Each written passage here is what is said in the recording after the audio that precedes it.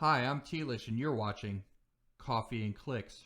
If you enjoy my content, please like and subscribe and click on the link tree found in the description of this video for links to my media content. Enjoy, and don't forget, wake up and smell the Clix.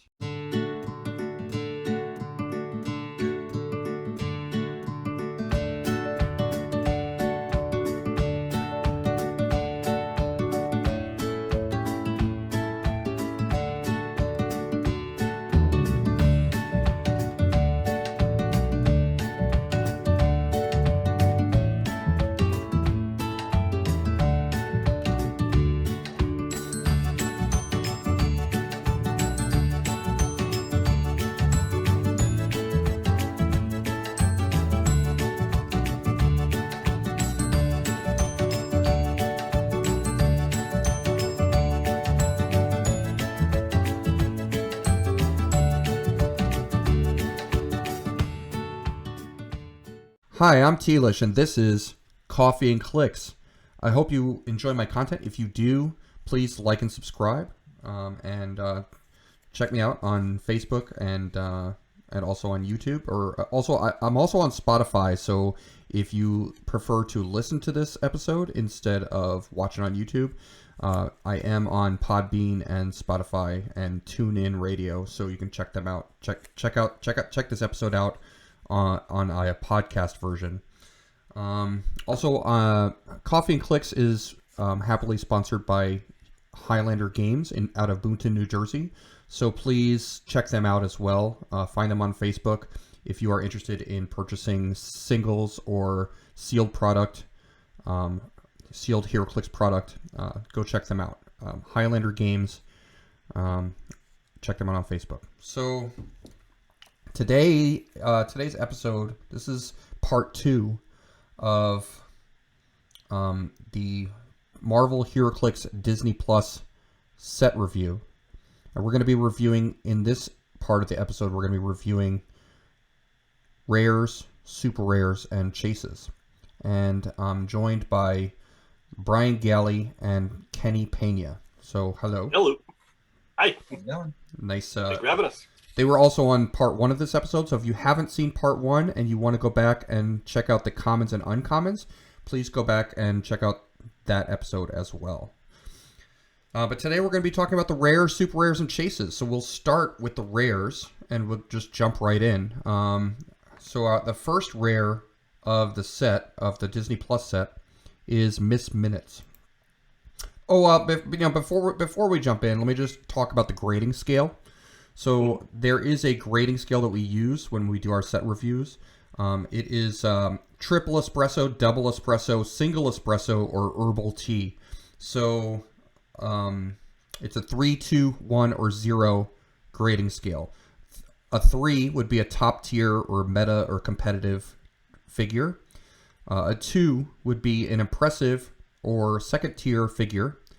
A 1 would be a figure that's not really impressive. And a 0 would be a figure that, an herbal tea, a figure that puts you to sleep. So, and you can, you feel free to give a rating for both competitive and for sealed. So you could say this figure is a 2 in competitive and a 3 in sealed, or something along those lines. Okay. So it's a 3, 2, 1, or 0 grading scale. And so let's jump right in with the rares and take a look at Miss Minutes. Miss Minutes is set number 029, set number 29. She's 35 points. She's 6 range with 2 targets, 6 speed with a special ability, and she's a flyer, 12 attack with incapacitate, 18 defense with super senses, and 1 damage with probability control. She's got the future, past, and robot keywords. Her trait is protecting the sacred timeline, free, choose an opposing character within range and line of fire, gain 1 mission point for each other character on the map with the same name as the chosen character. She also has, so that right there just makes her really good. And then her special ability for her speed power is free, place Miss Minutes in a square within range that is adjacent to blocking terrain. And then she's got she's got a stop click. Her fourth click is a stop click. Her last click, stop, regeneration, and super senses. So, for 35 points, you're getting prob. You're getting 12 attack, double target, incap. You're getting a stop click that you can potentially heal off of.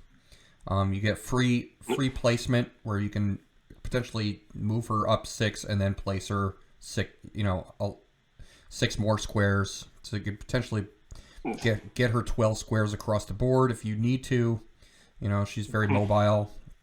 And she's got that mission point thing where, if your opponent is playing multiples of a character, or even if you're playing multiples of a character that are multiple with your opponents, I guess. I mean, pretty potent ability. Brian, do you want to talk about Miss Minutes? In Sealed, the mission point thing is basically going to be useless. We don't even need to talk about that for Sealed. But that 12 square swing with a double target incap, 12 attack, that is a very obnoxious harasser. Outside of Sealed, I've seen a lot of people talking about running her with Ares because he can generate those bystanders for your opponent. And then you just got to give one to yourself so she can just take the free action on the opponent stuff and just rack up MP really quick.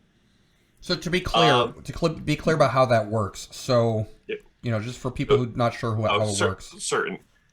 So Ares in Wonder Woman, whenever he hits leadership, generates I forget the names of them. Allied soldier and German soldier. Or German soldier bystander. Right. He generates one for you and gives one to the opponent. So you can use that Ares to force the opponent to build up a supply of characters that have matching names.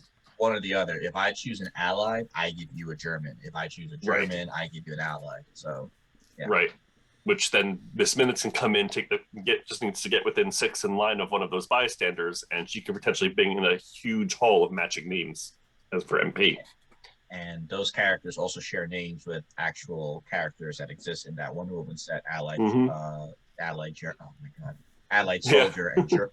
soldier and German soldier, who can be generated by Steve Trevor and Dr.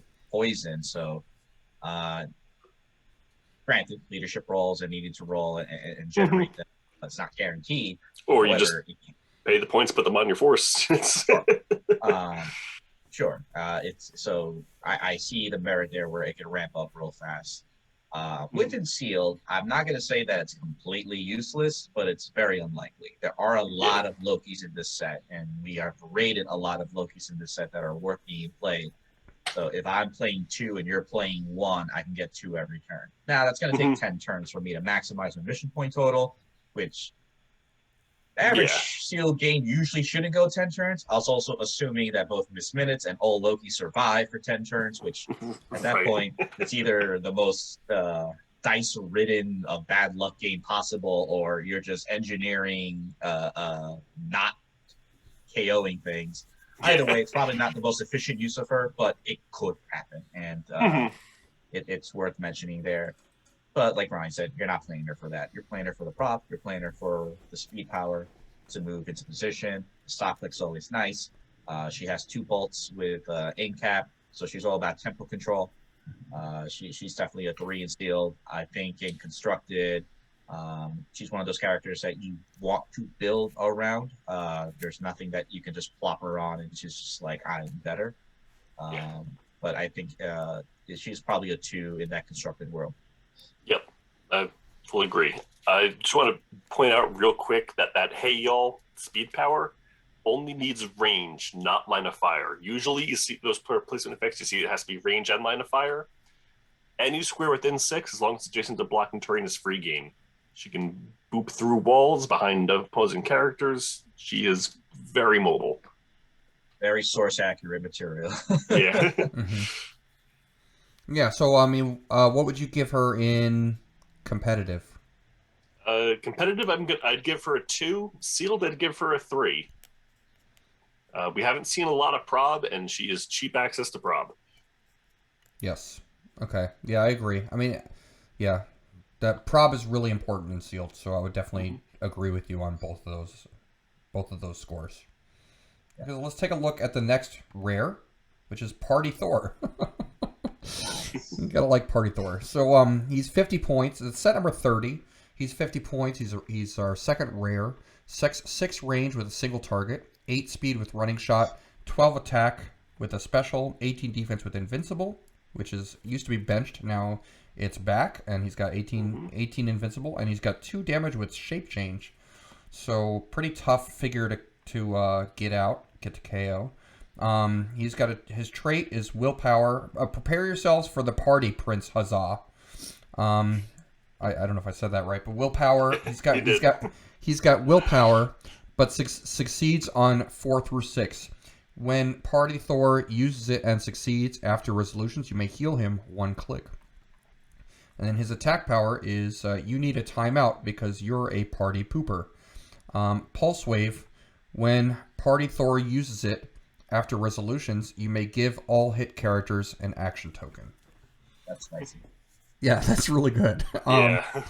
I think Party Thor. I mean, I really like the character. I'm definitely going to play him. Is he competitive? I think he could be like a high 1 or maybe a low 2 in competitive. I mean, he is a celebrity, and so celebrity is a getting stronger keyword for sure. There's a lot of celebrities in this set, and he's got Pulse Wave. He's only 50 points for 12 attack, running shot, Pulse Wave. So Yeah. that's for 12 attack for 50 points. I don't like saying it's a guaranteed hit, but 12 attack pulse wave is about as close as you can get to Heroclix as guaranteeing a hit. Yeah, and he's also giving you a token. Now, the way it's worded, it can token your friendly characters as well. So there is a bit of a risk reward there. But, if you are single targeting Pulse Wave or kind of just throw them out there and just want to slow down the bulk of your opposing player's team, it's not a bad option where they could just all hit tokens. Not at all. He has 6 range, which is a healthy range value. We have already seen a lot of PD. We've already seen a lot of shield. Not a lot of enhancement. There was that one character with enhancement, the shield TA was enhancement, a Jace. You really need him to be a turret. He can do so. I think there's other characters that do it better, but at your rare slot, if you just get really that unlucky and you don't have that character that fills that void for a range attacker, he could do it. He can also heal. He with the willpower, that's a 50-50 shot. He has opportunity to get back to that 12 attack if he gets hit off of it, get back to that sheep change if he gets hit off of it. Also, if you do hit him, he's bringing damage. 3, 3, and 4 close combat expert. Nothing to sneeze at there. That hurts. So it's accurate to the show where he's all about partying, and he will destroy wherever he parties and doesn't care if his friends get caught up in the mess, which I think is accurate to what the attack power is doing. So for 50 points, he has a lot of flavor there. I don't think competitively he's probably up there, probably a 1. He does have the Avengers keyword. As long as you have that, you're always a swap option. So for sealed, he's probably a strong 2, and competitive a strong 1. Okay. Yeah, I agreed on the ratings. He's just such a potent tempo piece. Slowing down your opponent that pulse wave and is constantly clearing and healing himself. If he stays alive for a couple turns, he will more than give you out the points you paid for him. Yeah. And there have been I've had a world where I played in a sealed event and I got 2 boosters and I pulled the same rare. Oh, jeez. So I think this was Avengers Assemble, and it was Spectrum, and she was okay, but not the sexiest figure you wanted to play in that set. But we're talking about this set. You pull 2 of these guys, that is a lot of tempo, and then he can just clear himself and heal up the pulse wave damage that he committed. So it's probably unlikely, but it's just a funny thought to throw out there. Yeah. All right, so that was Party Thor. Now let's take a look at the next rare, which is the third rare that we're looking at. Sharon Carter, set number 31A. She's 35 points. She's got 4 range with a single target, 8 speed with stealth. 11 attack, 17 defense with combat reflexes, and 2 damage with a special. She's got the soldier and spy keywords. She's got a trait, dealing in contraband, once per game for all characters with this trait. At the beginning of the game, you may choose an equipment equipped to an opposing character. If you do, that equipment gains unequip drop, is immediately unequipped, and roll a d6. That opponent places the equipment up to that many squares away from its current square. And then she's got a damage power, keeping an eye out, modify range +3, range combat expert. So she starts with 7 range and range combat expert, 11 attack, and then that trait is just, it seems really good because it's map wide. It's map wide. Like, it's just at the beginning of the game that happens, right? Yeah. Yep.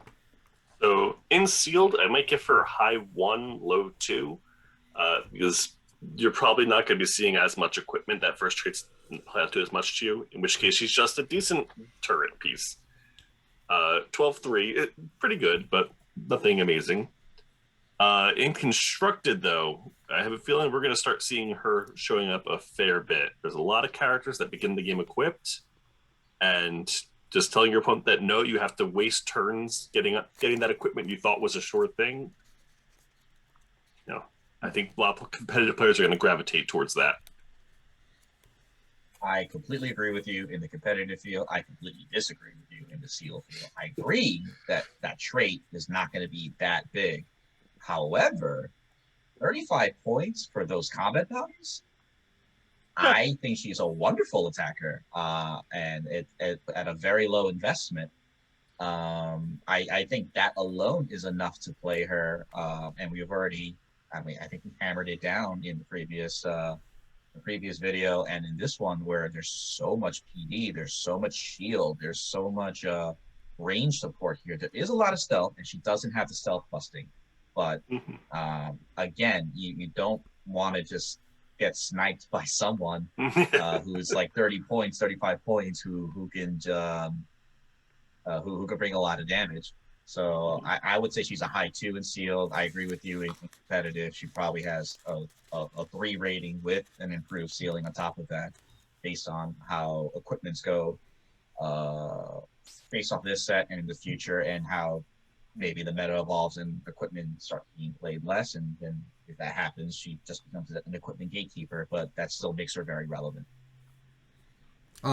Yeah, you know what? I think she's definitely a 2 in sealed for sure, because she's like what you're saying, Kenny.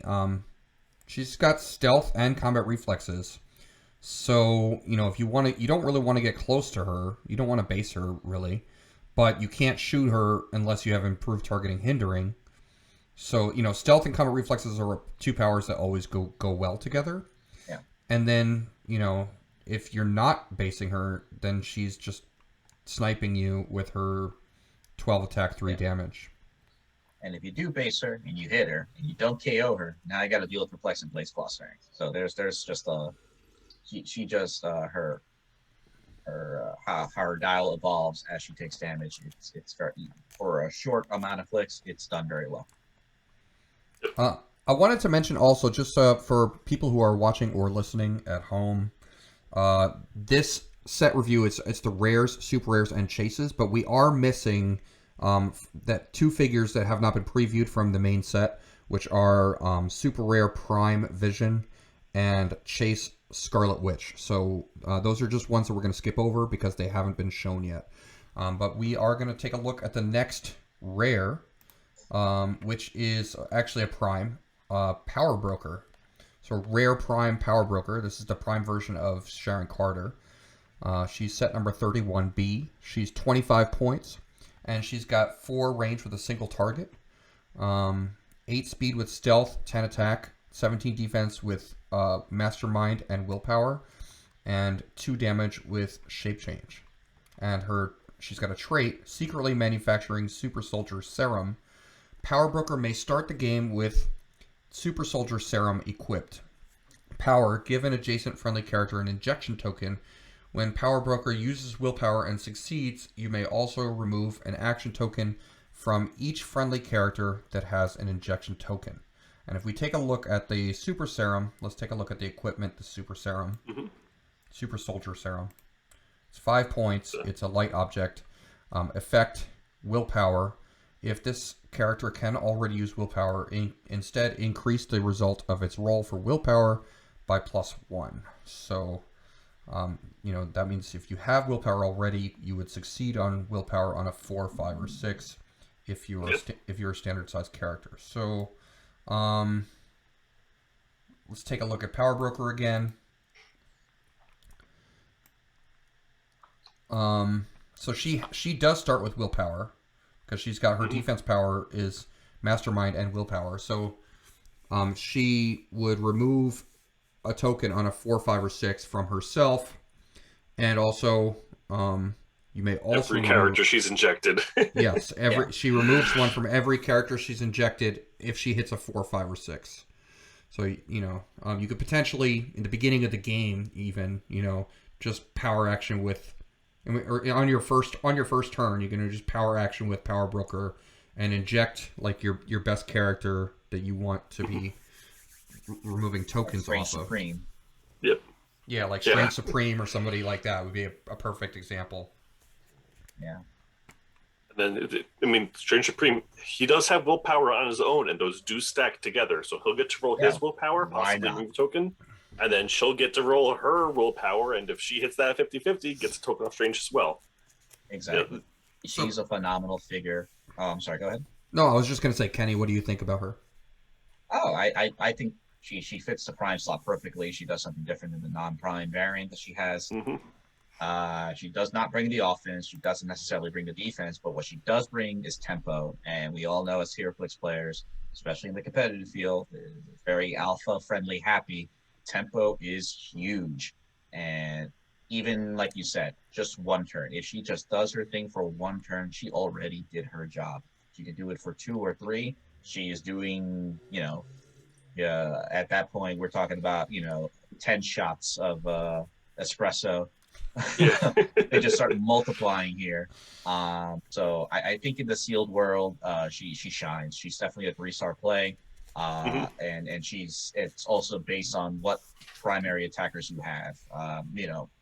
Getting defensive figures to clear 2 is never a bad thing. Something like the Monica Rambeau that kind of taunts characters to attack them. But I think most players, and even I agree, for efficiency purposes, you want to do this with attackers, whether it's Party Thor, whether it's T'Challa Star-Lord, Doctor Strange Supreme, Backtalk the Leaper, characters that definitely want to get in there, attack, deal damage, and if you don't get rid of them, there's a very heightened chance that they're going to be able to do it again, and that they'll never be double token. So I think she's a 3. I think in the competitive world, I would play her as a 3. I think based off what I'm seeing and how people like to play or where the meta is shifting, she's probably a 2.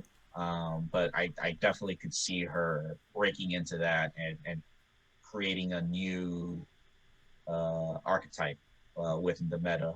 But that's up to the players for them to explore and see if it's working. Yeah, I think it illustrates a lot that the worst thing I can say about her for competitive is that she's a Prime and there's really good competition for that Prime slot right now. A lot of Prime competition, yes.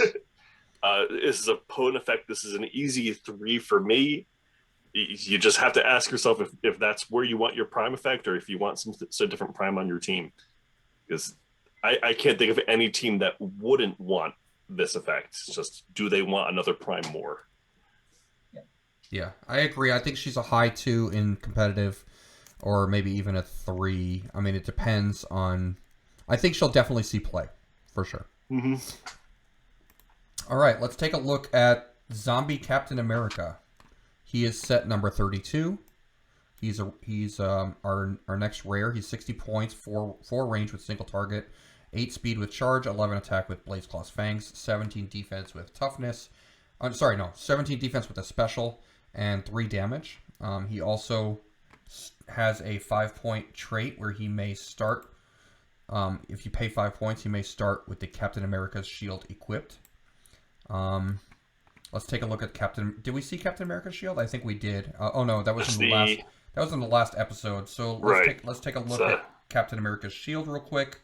It gives you energy shield deflection, and if this character can already use energy shield deflection, it instead modifies its defense by +3 instead of +2. So zombie Captain America can start with that if you pay an extra 5 points. He's got a trait, Steal Energy and Willpower. When Zombie Captain America hits with a close attack, give him a food token. Free, remove a food token to modify Zombie Captain America's combat values +1 until your next turn. And then he's got a defense power, which is Energy Shield Deflection and Toughness. So he does start with that Energy Shield Deflection, so you'll be getting +3 at range. Brian, what do you think about him? I think he's a fun figure. I would give him a 2 for sealed. He's got decent values, and that steel energy, willpower, he can keep going, keep healing. He's not gonna be the easiest figure to put down. Constructed, I don't think he's gonna see play. He's probably just a 0 for constructed. I do want to note though that his food tokens are the same sort of tokens that the previous batch of zombies got. And I think just for casual, that Kingpin, I want to say, could just give him food tokens and keep him, really kind of enable him. There's a fun casual team to be had there. All right, Yeah, Kenny? Can't really disagree with anything you said. I think he's a strong 2. Any character that's hardy to put down is always a worth consideration for seal, but he is your rare slot. And I think the set is just littered with a lot of good common and uncommon. So I don't know if I would take him over the other commons and uncommon attackers that I may pull. Now, if I don't, I'm happy to play him. I think he does a good job. But that's where I land with him. I think he's probably a 2 when it comes to seal. I think for competitive, I've been saying it a lot. When you have the Avengers keyword, you're always. But I think he's probably the one that probably does not make that cut list. I think he's probably a 1 at best, fringe play. Yeah. If there's a competitive player who just loves zombies and really wants to put him on his horse, go for it. He can, once he's in there, he can do a pretty good job. But I don't think we're going to see a lot of him in the competitive play. But like Ryan said, for Silver Rage or fun casual stuff, for those fun nights, that's where this guy is going to be seen a lot. It seems like a lot of people are a fan of the zombie stories, whether it's the one from the comic books or the one from this What If episode. So anytime there's more zombies to play with, that seems to be a fan favorite. So you might see him a lot for those casual nights. Yeah, I think he's definitely a casual figure. I agree with everything you guys said. Let's take a look at the next figure, which is Billy Maximoff. This is another Halloween spooktacular figure. So there's a sub-theme in this set of figures that are from the WandaVision television show, where they are all wearing Halloween costumes.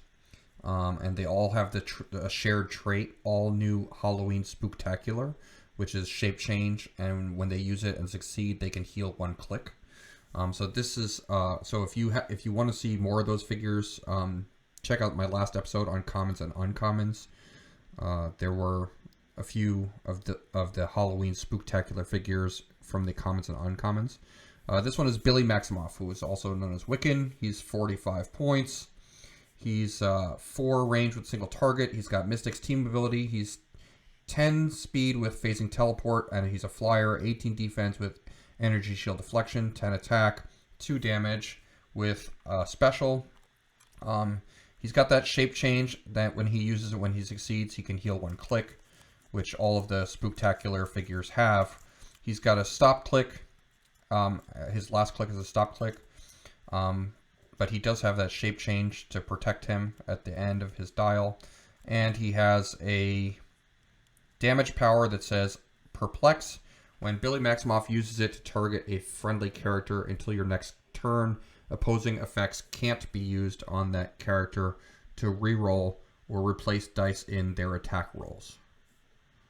So I'm not sure how I feel about him, like in general, like what I would grade him. He's a little Kenny, what do you think you would give him? I think he reminds me of the Vision. I think in the last episode we agreed that not super exciting, but there's value there. I think if you pull Mm, a lot of the other ones, the synergy makes more sense. You want to play them together. On his own, I mean, he is perplexed for 45 points. He is someone that could heal and has mystics. So I think he's a strong one. I think there's just a lot of low rarity perplexes that we have access to when it comes to Jimmy Woo and Darcy. So chances are you're pulling those and you want to play those. You pull all three and you really want to go hard into perplex. I'm not going to fault you, but now you're giving up some of your team build that you might want to have for attackers and defenders for yeah. extra utility that maybe you don't need. So that's something that everyone's just going to have to weigh if that situation occurs to them. If you don't pull any perplexers, I do think all of a sudden he becomes very strong too. 45.6 clicks, mystics. It's not a bad thing. On his own, though, chances are, I think officially I rate him as a high 1. I think for competitive play, he's probably a 0. But like the last figure and the other Halloween spectaculars for those fun hobby nights or theme nights, he's a shining star. He's definitely a 3 there, where people are going to have fun, build their thematic team, and have a good time. Enacting their scene, show, comic book, whatever it is. Yeah. I gotta be in the same boat there. The one for sealed. I said with Ramona that we're so used to seeing theme probs when not getting tossed around. You don't really realize just how good stopping prob is until you actually see it stopping your opponent's prob. But we've seen so little prob in this set. I don't think the perplex is really going to the special perplex is going to do much for you in sealed. In constructed, I think there are better ways to get that prob shut off. But he is I think the only thing we've seen that can stop die replacement. So I'm give him a 0 for now, but if we start seeing more die replacement bubbling up, it might be worth taking another look at him. Yeah. That's fair. All right. Yeah, I think so. I mean, I do like all of the spectacular figures, and Kenny mentioned in the last episode that anybody with healing and mystics team ability, that's always a good combo. So, yeah.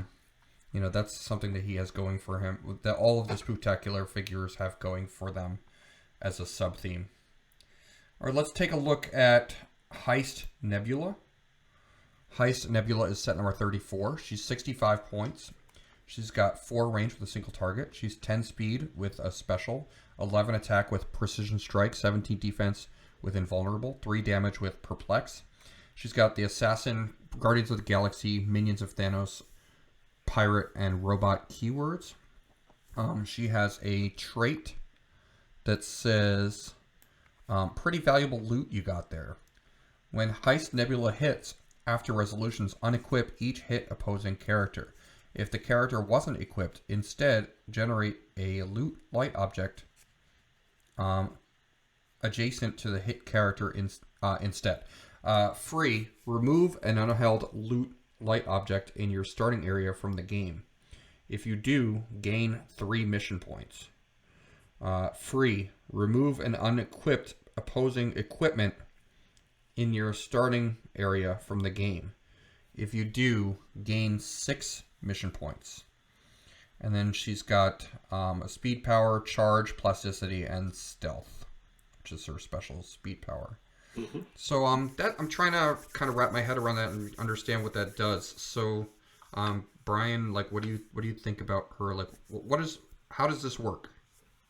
All right. So every time she hits, you're either forcing an opponent, the hit character, to unequip if possible. If not, you're just generating the just standard light object named loot just from outside the game adjacent to that character. If you then haul your opponent's equipment or these loot objects back to your starting area, you gain mission points. Now, in sealed, I don't think that that's going to be a viable tactic. It's possible, but I don't think you're going to get enough hits to get enough loot. But in constructed, it might be feasible. You can run stuff with like the Sharon Carter to force unequips to make your job a little bit easier. In Silver Age, where you have IDs getting to TK call-ins to just drag things back to you. There's a lot of ways you can do to get those, because you only need to get, you get 3 equipment on there. That's 18 mission points. You just about won the game.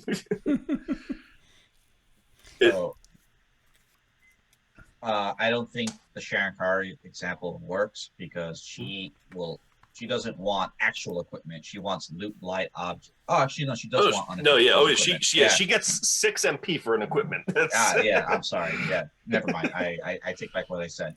Right. Even if she doesn't get you to 20, you get 2 equipments on there. You're more than halfway there, and that's pretty easy to do. Yeah, and you team her up with someone else that can generate mission points, whether that be Uatu or Maxwell Lord or whoever. I think she provides a lot of pressure. I think it's sealed for 65 points for her dial alone. It's solid. It's that's definitely power broker, willpower worthy, where she just comes in, charge, plasticity, self, persistence, strike, reflex. She has dial length there for sure. She has regen at the very end. So if she really, needs to get back into the fix of things, she could get back to her charge blades exploit, which we already said there's not a whole lot of penetrating damage. She does have it on the back end though, so she's a threat on every single click. It's unfortunate she only has 1 bolt. If she had 2 bolts or access to other powers, the way her trait is worded, each hit character would generate a loot token. So if she had energy explosion, was able to hit 3 characters, that's 3 loot tokens right there. And that could speed things up, but unfortunately that's not the way it is. So 7 hits and then turns to get those objects to your starting area to take the free action. Chances are it's not going to happen. It's probably more likely than Miss Minutes in a sealed environment. But I do think, like the Miss Minutes team, there's a lot of application here in the competitive format. Build a team around her and just exert a lot of pressure with an alternate win condition that most players are not either used to or might not be prepared for because of the way they are currently building with either an alpha strategy or these upcoming high defense teams. Yeah. So it throws a little cog in the. It messes things up, and I think it introduces potentially more variance into an already diverse metaphor. In sealed, I mean, you look at the trait and you think, okay, mission points, you get the loot, it's mission points. Those loot things are light objects, and she does have plasticity. She can charge in, connect, and then come next turn, she's got a very good chance of breaking away to charge again, picking up the loot she just made to smack someone with it for an extra point of damage.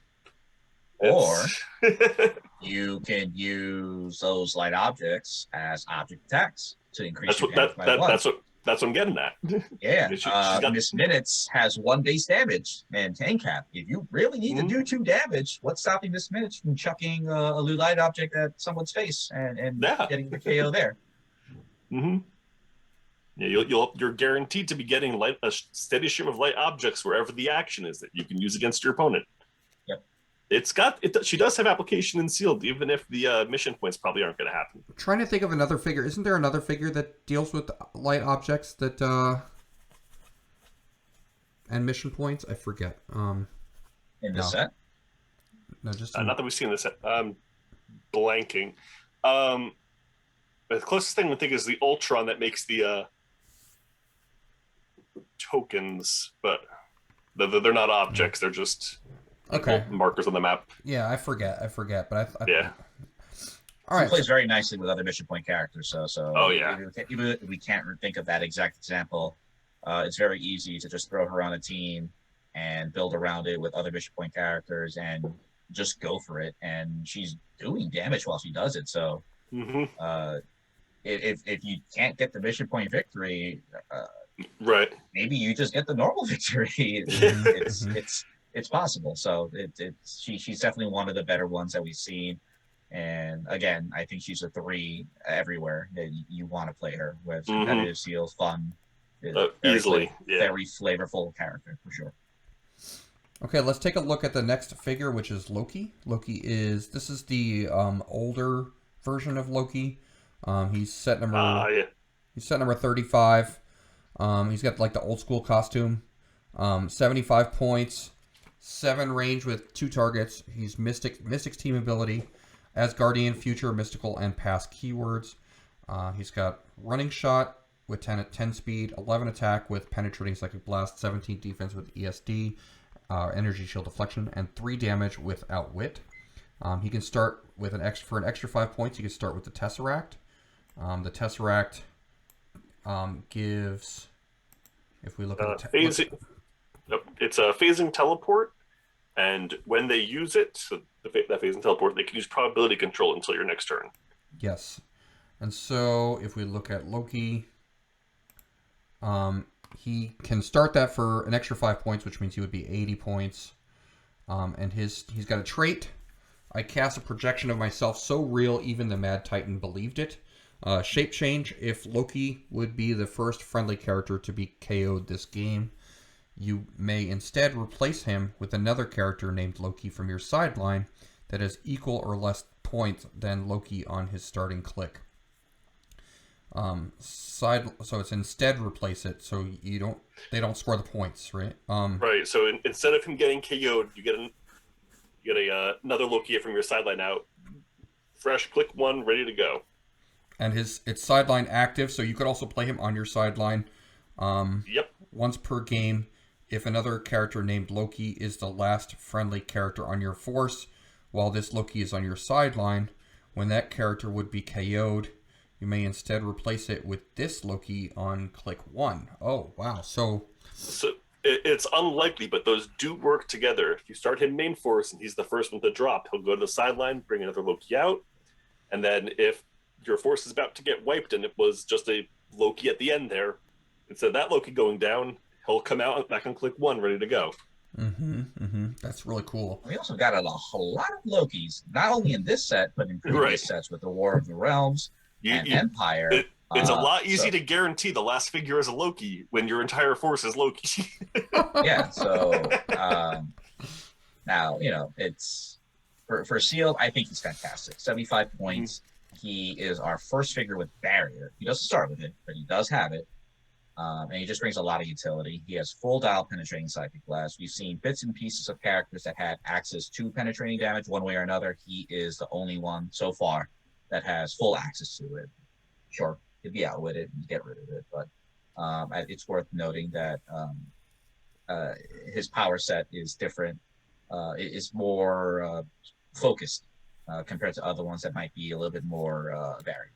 He does have a stop click as well. Traded shape change with those really cool abilities that capture what he did and what they talked about in the episode, and thankfully it applies itself very well into the game. So if you want to go on Wednesday night and build a fun Loki team, this is your guy. I mean that's 3 right there. In Sealed, I think he's probably a high 2. I think in competitive. I would love to say there's a competitive world where, it's not a Loki theme team, but you're just playing a whole bunch of Lokis. Chances are it's a mystical theme team anyway. Probably not. I say he's probably a high 1, low 2 in that competitive fringe world. But yeah, no, this I would be very happy if I pulled this figure and see it. Yeah. I mean, you just in a casual setting where you're playing a team full of Lokis, you just don't want to go up against Miss Minutes. Yeah. That's where she shines, and that's also accurate to the show as well. Yeah. I agree with Kenny. High 2, low 3 for Sealed. Competitive, I can see there's a world where if we have teams running Lokis, and we have some good Lokis, that they would run him on the sideline just to bait the opponent and have to deal with all those cheap Loki fodder first, rather than risking one of them being left standing at the end for him to come in on. Yeah. Let's take a look at Sylvie. Have Mystics too. So the next figure on the set is Sylvie. She is set number 36. She's 60 points. She's got Mystics team ability, 6 range with single target, 10 speed with special, 11 attack with pulse wave, 18 defense with super senses, 3 damage with outwit. She's got the Asgardian deity, future, mystical, and past keywords.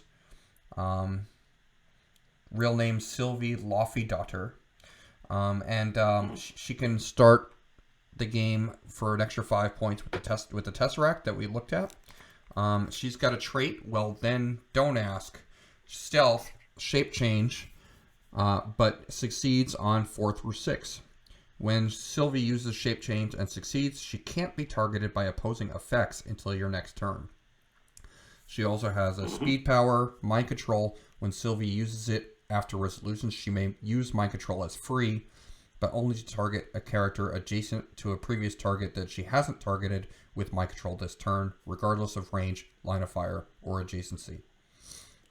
So she can potentially double mind control. She's got Pulse Wave, which is really good. You do have to get her into position, but she's got that shape change on 4 through 6, plus she's got Stealth, plus she's got Outwit. Brian, what do you think? I love Sylvie. This is a fantastic harasser piece. You got that Outwit, you got the shape change to keep her in the game. I've mentioned it with other characters, and this is kind of this is more of a how to handle her if you see her. Went over Pulse Wave ending durations. Well, that can't be targeted by opposing effects until your next turn is a duration. If you're staring down a Sylvie and she's shape changed out of it, and now you can't attack her, can't target her, can't anything at her, if you have that Pulse Wave, you can get it in there to, bop her, then she'll lose that and she opens her back up again. Yep. See a Pulse Wave, she has Pulse Wave herself. She's a good answer to her own self. She's a fantastic piece. I would give her high 2, low 3 for sealed. Constructed, she's probably not going to see play. I'd give her a 1. Kenny? Yeah, I agree with that. I think high sealed, for seal, she's a high 2, maybe even a 3. It really depends on what you pull, but she's very annoying. She's very annoying to deal with. She can deal damage directly. She can deal damage indirectly through the mind control if she really wants to. And she's 60 points, which is not for what she's bringing, not a hefty cost. For constructed, if people, she's not Loki, so she won't fit on that Loki team, but she would play nice with them if everyone has a Tesseract running around and probbing and phasing. But I think Brian hit it on the nail there, where as good as her kit is, it's probably not going to break through. She's probably a 1 when it comes to the competitive format. I do think you'll see her a lot, though, in those casual night games. So her kit's is quirky enough, and you could theme her with the other Lokis, given they all have mystical and deity or future and past Asgardian. So you might see her there, and you might see her in the sealed, but that's probably the extent of it. All right, let's take a look at the next figure, which is John Walker, Captain America. John Walker, Captain America is set number 37A, which means there's also a Prime version. He's 75 points, but you can pay an extra 5 points to start with the Captain America shield, which I think comes with this figure when you pull him up when you pull him in booster. I think you're right. Yeah. And he's got 10 speed with a special, 11 attack with Quake, 18 defense with a special, and 3 damage with leadership. He's got the celebrity and soldier keywords. He's got 5 range with 2 targets. You can pay, if you pay 80 points instead of 75, you could start him with the shield, which gives him ESD or +1 if he already has ESD. And his trait is when John Walker, Captain America, KOs an opposing character after resolutions, if he is equipped with the Captain America shield, you may remove it from the game. If you do, this game modified John Walker, Captain America's combat values +1, and he can use Battle Fury and Steel Energy. That's all his combat values, so that's really good. Yep. And then his speed power is Charge, Flurry, and Leap Climb. So, he's making multiple attacks. And his defense power is Energy, Shield Deflection, and Toughness. So he has that extra bonus on defense when you try to shoot him at range. Yeah, top click, that's a 21 from range. Yeah. If I'm looking at across the board, I'm going to point my attack elsewhere rather than chancing it on that. But yeah, if you leave him alone too much and you're playing bystanders or low-costed figures, at any moment he could just say, hey, I don't need the shield anymore. I just got my +1 stats and Battle Fury and Steel Energy. And I'm just coming in. And this guy is a overthinker's nightmare, because that's exactly what he's going to do. He's going to make you overthink on how you want to approach this character. He's got the one long trait, but everything else is just standard powers. It's simple but effective. 75 or 80 points for 7 clicks. It's a good length, has good combat values already that can be further modified up. He has a celebrity and soldier keyword, only 2 keywords, but as we've seen already, those keywords are getting a lot of love in this set. We already know celebrity with Marvella. Outside of it, is very easy to manipulate into Spider-Man family. Yep. Yeah, soldier also with Spider-Man 1776. That shouldn't be overlooked either. He is, in my mind, he is a 3 in sealed. He could be a very high 2 in competitive. I get that, 75 points in today's game is a lot, but I also think he brings a lot. So it's worth considering. And there may not be much finesse there, but he's got the force. Yeah, maybe in the future it's worth considering him in competitive. But as of right now, he might struggle fitting in. But there's a lot of potential there. Yeah, I mean, Charge Flurry is always good. I mean, there are figures like Sky Tyrant, of course, in competitive that are like less points. But I mean, if you're playing celebrity or soldier keywords, and I think in the future with him, yeah, he could definitely be good competitively because he's just a solid figure all around. So, yeah. Let's take a look at his Prime version, which is U.S. Agent. U.S. Agent. He's set number 37B, 50 points, 0 range with 2 targets, 10 speed with a special, 11 attack with super strength, 18 defense with a special, and 3 damage with close combat expert.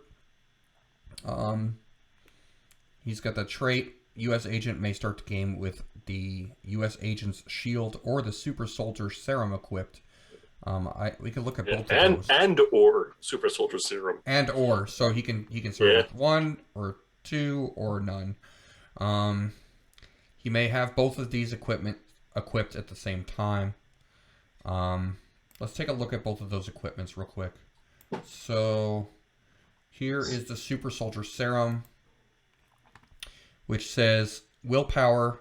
If this character can already use willpower, instead, increase the result of its roll for willpower by +1. This is a light object. And then we look at the U.S. Agent's shield. Combat reflexes. If this character can already use combat reflexes, it instead modifies its defense by +3 instead of +2. And that's also a light object. So, let's go back to U.S. Agent. So, I believe he starts with both of those powers. He starts with willpower and combat reflexes. Yeah, so his special defense power is combat reflexes, toughness, willpower. So he's removing tokens on a 4, 5, or 6. He's got combat reflexes, so +3 defense against close attacks. His speed power is charge and stealth. So he starts with stealth, which means it's hard to shoot him because he's got stealth, and it's hard to get in close because he's got +3 defense on close attacks. It says U.S. Agent when U.S. Agent uses charge, if he occupies hindering terrain, do not half speed. So that's really good as well.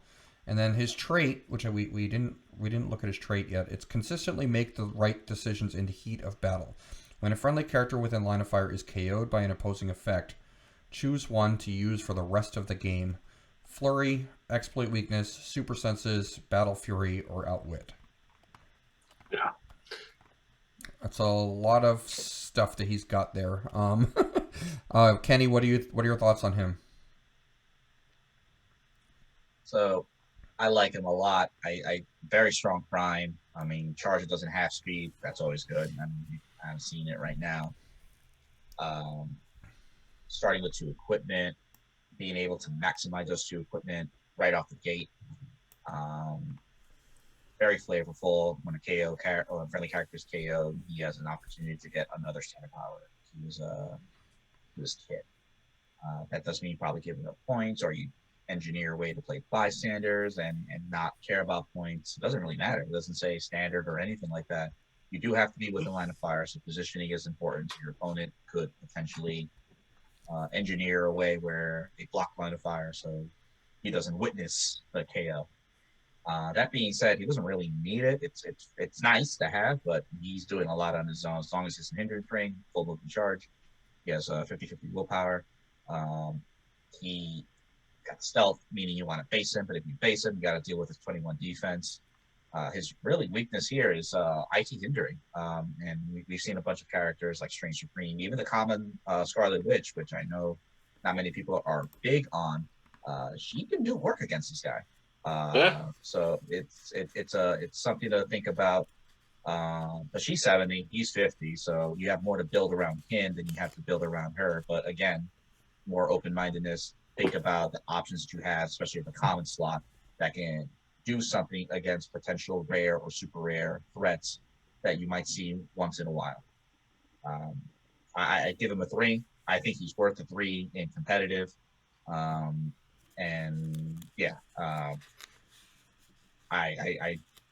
wouldn't want to see this guy witnessing 5 friends get KO, because that's a lot of yeah, Brian? Oh, I gotta agree with Kenny. 3's all around on him. A lot of times when we see these don't have speed of hindering effects, it has to be printed terrain, but his isn't. You pair up with the cheap smoke cloud piece, or molecule man is everywhere these days. You can set that off whenever you want. But yeah, I don't think I have much else to add. He is just a solid attacker. He does everything you want to see.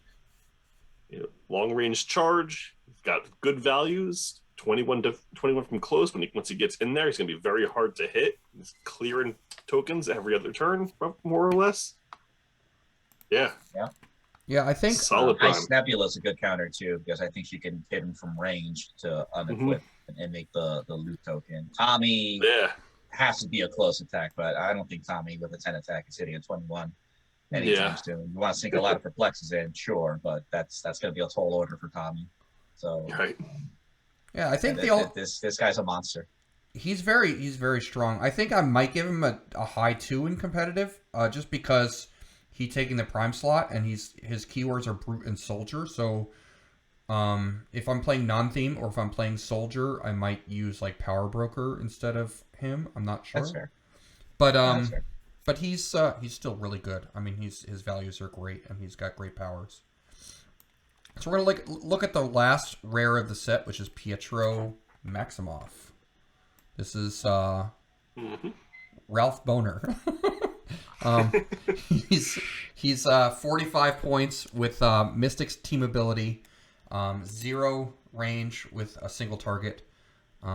He's got 11 speed with a special, 10 attack, 18 defense with super senses. He's got a stop click. He's got outwit on his first click. He's got that spooktacular trait, which is shape change. When he uses it and succeeds, heal him 1 click. His speed power is hypersonic speed. When Pietro Maximoff uses it after resolutions, roll a d6. If he hits a 4 through 6, give an action token to each opposing character he moved adjacent to during the action. Brian, what do you think about him? Ooh, I mean, what a nightmare for tempo. 11 speed starting, just zips around the map, then tokens up the opponent's entire team on a 50-50 roll. That's really good. He's an easy 3 for sealed. There's no way I'm not running him if I pull him. Constructed, I'm not sure he'll find a home, even with the shape change senses. He just doesn't really deal much damage, but I give him a 2. I think he might see some fringe play. Yeah, Kenny, what do you think? Sorry. I do think he's a 3 in sealed. Once again, shape change, mystic, second heal, stop click. Why wouldn't you? he is one of those characters that you need to take a handle on. Power Broker does exist that creates tempo for you. He is, I wouldn't say the counter, but he is an answer to that where he can apply that pressure and create tempo for yourself. This is one of those characters that you want to go out of your way and you make sure you get them on click 3 or you outwit them, whatever it is, so that way they do not have opportunity to cause havoc. Granted, it's a 50-50 shot. It's not going to always work. I don't want to take that risk, so I definitely want to get a handle on him as soon as possible. That being said, he's not doing a whole lot of damage. His attack values aren't great. His defense it's okay. It's solid. But I still think he's a 3 sealed. I think he's probably a 1 in competitive, maybe a high 1 at best. It's hard. A lot of people don't want to take that 50-50 shot for that. If it was a little bit better, I think in the competitive field, it would see more play. But again, in those casual nights, you'll see him a lot because he'll just team up nicely with everyone else from that one episode. Yeah. All right. So that was the last of the rares. And next we're going to be taking a look at the super rares. All right, so let's jump in and look at the first super rare, which is Spider-Man, set number 39. He is 75 points. He has 5 range with 2 targets. He's got the Spider-Man team ability. He's got the Avengers, Scientist, and Spider-Man family keywords. Real name Peter Parker. He's got 10 speed with charge, 11 attack with quake, 18 defense with combat reflexes, and 3 damage with outwit. You can pay an extra 5 points to have him start with the Cloak of Levitation. Let's take a look at what that does. I think we looked at it, but we might have looked at it before. This is the Cloak of Levitation grants flying, plasticity, and sidestep. Mm-hmm. What a stellar equip that is. Yes. Yes, it is.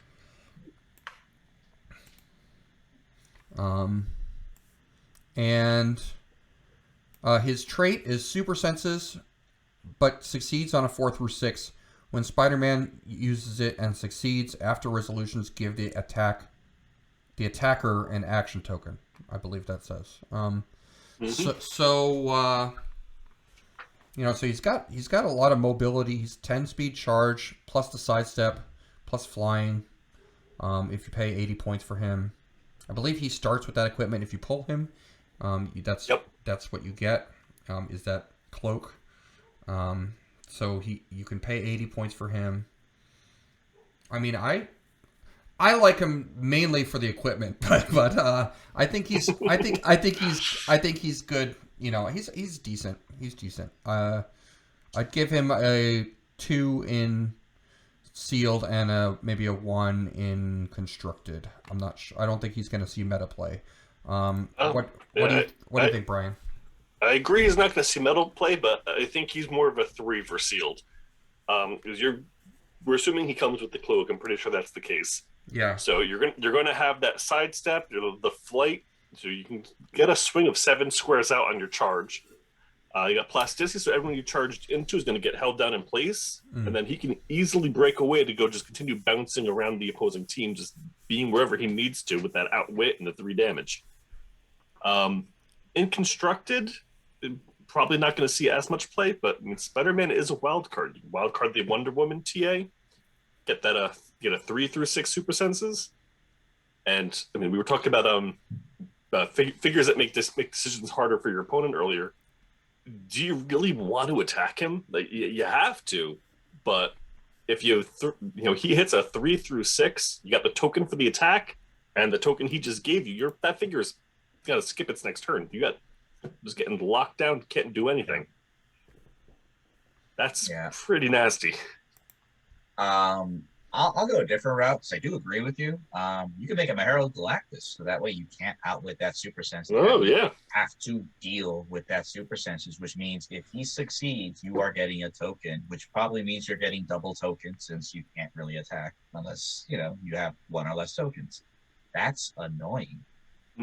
Sealed, I think he's a high 2 because there is a lot of outwit in this set. He has outwit himself, but that trait's not protected, so it could definitely be outwitted, and it makes him a deep dial. You still have the reflexes to deal with because I agree with your strategy, Brian. You want to get him close, annoy people, they have to break away. All right, out with your super senses. I still have to do 20 close. But, someone could break away, running shot, or someone that was not already adjacent to him could probably make quick work of him. So he's probably a 2. I would say a solid 2. The Cloak of Levitation is a 3 by far. For the funsy games, I think he's a 3. This is a lot of fun figure for people to play in the competitive field. I will give him a high 1, a low 2. I do think there's some fun things you can do here that mess with tempo and right now it's all about tempo. And I have a Sky Tyrant coming into me, and the chances are that he missed and he's double token. All of a sudden, I don't care about Sky Tyrant anymore. He's going to be quick work. But other things are also relevant in the meta that could take him out. So it's hard to give him a good grade. But he has something working for him. He's not that bad. It's I would say 2. I would say a high 2 sealed, a high 1 in competitive, and the cloak is definitely a 3 all around. Okay. Let's take a look at the next super rare, which is Hydra Stomper. Hydra Stomper is set number 40. He's 75 points, 6 range with 2 targets, shield team ability, 10 speed with charge, 11 attack with special, 18 defense with impervious, 3 damage with exploit weakness. He is a giant. He's a giant-sized character. He's got keywords armor, Howling Commandos, past, shield, soldier, and Stark Industries. Those are his keywords. Real name Steve Rogers. When Hydra Stomper is KO'd, you may generate a skinny Steve Rogers from your sideline on click number 1 on this square he last occupied. Protected Pulse Wave. That's kind of cool. And then he's got an attack power. Quake. When Hydra Stomper uses it, he may also target all characters that he moved through this turn. And he can move through characters because he's a giant, so you can kind of right? Is that correct? I think so. That's correct, yeah. So he can kind of like quake other people, and he's got that combo. That combos with exploit, so he's dealing 2 penetrating to lots of people that he moved through. I don't know why you would want to generate that skinny Steve Rogers, though, because it doesn't say instead of. It says when he's KO'd. I mean, I think you might be giving your opponent like a free 15 points there. I'm not sure. Well, it's a May effect. So if you're in a position where your opponent's just going to pick up the skinny Steve, yeah, keep him on the sideline. But, your opponent had to devote a couple attacks into sinking the Hydra Stomper, and you can pop Steve out, get that ranged leadership off to refresh yourself on the next turn. It's not a bad thing to have come out. Okay. Yeah, I mean, Kenny?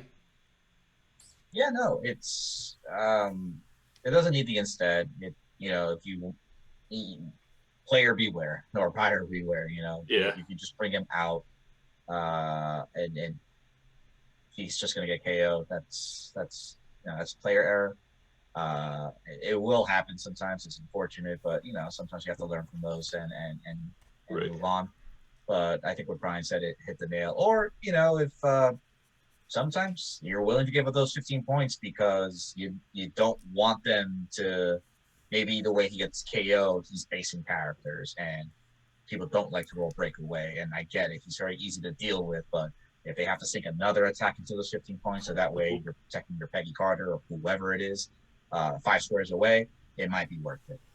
Hey, maybe you pulled U.S. Agent, and that's another character that you're going to get a power off of. There you go. There you go. There you go. He's witnessing death after death, and he's just getting so mad, But I really think where this character shines is the attack power. We were talking about how Pietro, might not see competitive play because there's a 50-50 shot of him getting the effect. There's no 50-50 shot here. This is happening. The only way it doesn't happen is if you miss your attack roll. So he is walking through everyone, flying through everyone, and he's going to Quake for 2 penetrating damage. And we're seeing a lot of defend in this set and things like that. So being able to multi-target characters is always going to be a welcome thing. He's a giant, so it's going to be easy to perplex up. Granted, that also works for your opponents, where it's easy to outwit him or perplex him. But if you get the initiative first, or you're able to position correctly, this guy can just mess up your entire formation while dealing penetrating damage. Yep. 3 and sealed. Probably, maybe a 2 in competitive. His keywords are good, but if he had the Avengers keyword, I would say he's a 3 for sure, but he doesn't. So I'm going to say a 2 for now, but I can see people trying to build around him. Yeah, I concur. Just a bit of a rules note. Whenever you're knocking back multiple characters, the farthest character from where you are gets knocked back first. So you do get to sort of move down that straight line. You'll get to knock back the entire line with your Quake. So you worth get remembering. You get to reposition their whole team. That's really good. But potentially, yeah. You can zip around the team and then deliver the Quake. Whoever's the furthest out from where you are will get knocked back first, which will then clear up space for the next guy behind him to get knocked back, and so on and so forth. It's very disruptive to their formations. And you could potentially perplex up his speed or give him sidestep with the cloak or something like that, so that he can move through more characters. Yeah, I mean, I'm sorry, go ahead. It's really easy to focus on the 2 penetrating damage from the Quake, but you can't knock the effect of just completely dispersing your opponent's entire formation. Yeah. I also wanted to say those last 2 clicks are terrifying. I know it's low attack values, but that potential for 5 damage anytime. And we talked about a lot of PD, a lot of shield in this set. Yeah, so it's like you did the work, you got him off those scary clicks, but you still got to finish him off, because if you don't, he's just a giant turret that just doesn't care. And giants can shoot out of adjacency. Yes. So can he equip? No, I might have made a mistake, because he's a giant. So he's a giant. Yeah, he can't equip. No. He can't equip, so you can't give him the Cloak of Levitation because he's a giant. No. But he can still perplex up his speed or something like that. Mm-hmm. All right, so let's take a look at the next character, which is Captain Carter. This is a super rare Captain Carter. She comes with the Captain Carter shield, I believe. Mm-hmm. And she is set number 41A, which means there is a prime version of her. She's 95 or 55 points, but you could pay an extra 5 points to start with the shield. The Captain Carter shield gives defend, and if the character can already use defend, then adjacent friendly characters modify defense +1. Okay.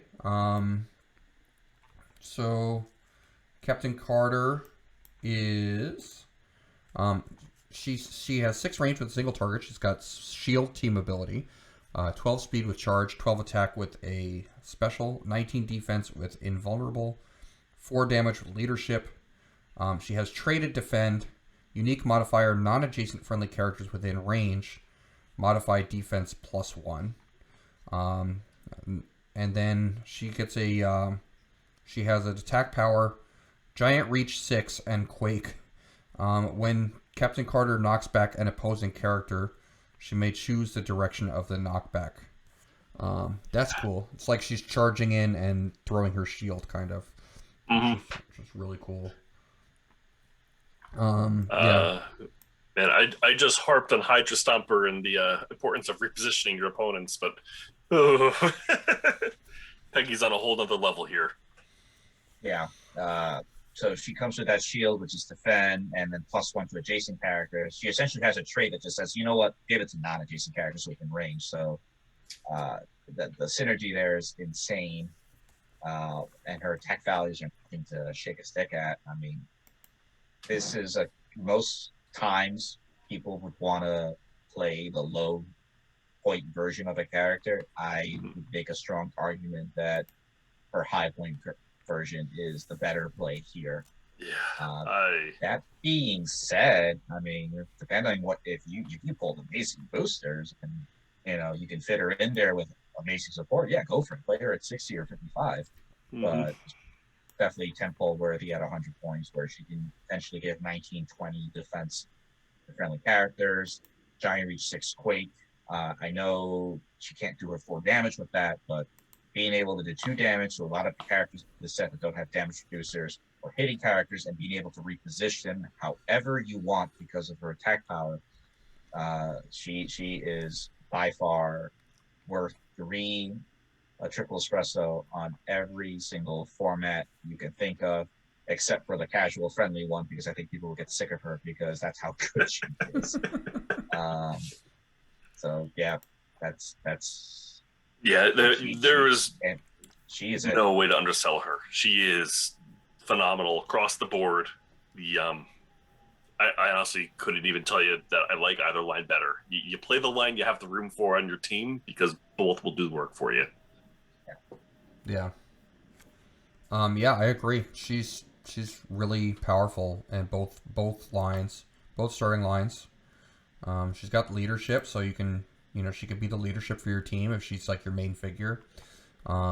She's got good keywords. I mean, shield is a strong keyword, and also she's got past, so that makes her Latveria. She's got soldier, which soldier is with 1776. Yeah, and also it's huge in this set. Soldier, there's a lot of soldiers in this set, so yeah, she plays well with a lot of figures. Let's take a look at Captain Carter Prime. This is the super rare prime, one of the super rare primes. So set number 41B. She's 75 points or 35 points. She has 6 range with 3 targets. She's got Avengers Initiative and Shield team abilities. She's got Howling Commandos, Past, Shield, Soldier, and Spy keywords. She has a trait. You have a Super Soldier Stealth. Captain Carter may start the game with the Captain Carter's Shield or the Super Soldier Serum equipped. She may have both of these equipped at the same time. And we saw what those did. She also has a trait when establishing theme teams, characters on your starting force with the Soldier or Spy keywords gain the Shield keyword. So you can cheat other keyworded figures onto your force. She's got a defense power. Her special defense power is Invincible and Willpower. And her damage power is Enhancement and Leadership. When Captain Carter uses it and succeeds once per turn, a friendly character that has the Shield team ability may use it as free. There's a whole lot to process with her. I like her at both starting lines. I really like her at 35. 35 is the team building one. Yeah. But I think in Seal, the non-prime one is going to be a bit better, but I'm not complaining if I pull this one either. This one is, I mean, they both do the defend trick. The other one does it better, but this one has the leadership and the shield synergy. This one can also see through hindering, while the other one could not. But the other one had giant Quake, so she could kind of see through hindering, but only for close attacks, but through Quake. So it's really pick your poison, but like how you want to weaponize it. If you're lucky to pull both of these, I do think she shines better in constructed. Obviously, she has a trait that's dedicated to team building and construction, which is not something you have a lot of flexibility when it comes to Seal. So I want to say for Seal, she's a low 3. She's a high 2 for sure. For constructed, given her keywords, given that she's a keyword cheater herself, she's probably a 3 easily. She is a prime. She does have competition, but she is making a very strong case for that competition. And she's good. She checks a lot of boxes. She's got offense. She's got defense. She helps you construct cohesive teams. There's really nothing bad I can say about her. She's definitely better in constructed, but even in sealed, those are some high values. You can't beat high base numbers just to dominate sealed games. Yeah. She also has precision strike. There's a lot of super senses in the set, and a decent amount of precision strike. She has access to it, so if that's something that you're concerned about based off everything you've been seeing from these past videos, and you pull her, there you go. She can help you solve that problem easily. Yep. Yeah, I think for 35 points, on constructed, I mean she's definitely a 3 because you can, potentially she's got the shield team ability or Avengers Initiative that other characters can copy, and then she's got 18 defend with the shield, so that gives all adjacent friendlies 19. So for 35 points, giving everybody 19 defense is pretty good for her point, for her point value. That's just pretty good. Period. Yeah. I mean that alone. Her weakness is her short dial, but she has no reducers there, so there is a risk, but it might be worth it. But let's take a look at Agnes. Agnes is the next figure in the set. She is set number 42. She's 45 points. She's another spooktacular figure. She's got 6 range with 2 targets. Mystics team ability, 9 speed with stealth, 10 attack with telekinesis, 17 defense with mastermind, 2 damage with a special. She does have a stop click. She has the spooktacular trait, which is shape change. When Agnes uses it and succeeds, heal her 1 click. She has improved targeting hindering. Her damage power is Senor Scratchy. Free, generate a Senor Scratchy bystander. And let's take a look at Senor Scratchy. So Senor Scratchy is a bystander that has 4 speed, 9 attack, 16 defense, and 0 damage. 16 defense with super senses. The attack power that Senor Scratchy has is Blaze Claw's Fangs, but have the D6 result. So, and it's funny that special power is called Senor Scratchy Sure Does Love to Nibble. Then she has a damage power. Scratchy has a damage power, talent, show, star, enhancement, unique modifier, friendly adjacent characters with the mystical or celebrity keyword, modify attack +1. Senor Scratchy is autonomous and also is tiny sized. So, Agnes can drop that bystander and get some boosts, so some combat values like damage or attack or both with the enhancement. She's got TK, she's got Mastermind. Kenny, what do you think about her? She's, I think she rounds out all the Halloween Spectacular, so TK, I think she's the second character in TK we're seeing in this. I was going to say, yeah. Mobius is uncommon, so that alone will probably make her an autoplay, but she's doing so much more than that. She does have the shape change and the heal and the mystics and mastermind, which you can mastermind to Senor Scratchy if she wants. Senor Scratchy here, though, I think Senor Scratchy really is the star here, with that talent show star, damage power enhancement, and then modifying attack +1 for friendly adjacent characters with mystical celebrity keyword, which there are a whole lot of in this set. So a lot of those damage values that we saw from the other Halloween Spectaculars that were low, enhancement can solve that. The attack values can also be solved with that if they're range focused. And if Senor Scratchy goes down, there's nothing stopping her from making another one. So she's definitely a 3. I think in sealed, IT Hindering is also there's a lot of stuff in the cell, so her having it, she solves that problem. It's probably a high 2 in the competitive world. I think Celebrity is kicking up. Mystical is already a very strong keyword, so there might be some people who explore what Agnes and Senor Scratchy can bring to that team. So I wouldn't be surprised if I started seeing her a little bit more once she becomes modern age legal. Yeah, high 3 for sealed, middling 2, I'd say, for constructed. Yeah, I can't complain about a mastermind coupled with free bystander generation. That's just yeah. I think same thing. I would agree. Like a 3 in sealed, because you need, TK is super important in sealed, and plus the bystander generation is really good. 2 maybe like a low 2 in constructed, but getting better depending on what options we have for mystical and celebrity keywords. Yep. So let's take a look at Vision. So this is super rare Vision. He's set number 43A. Now keep in mind, we do not know what the Prime looks like yet. We know we know what the sculpt looks like, and it is a pretty sweet looking sculpt. Yes. Yeah.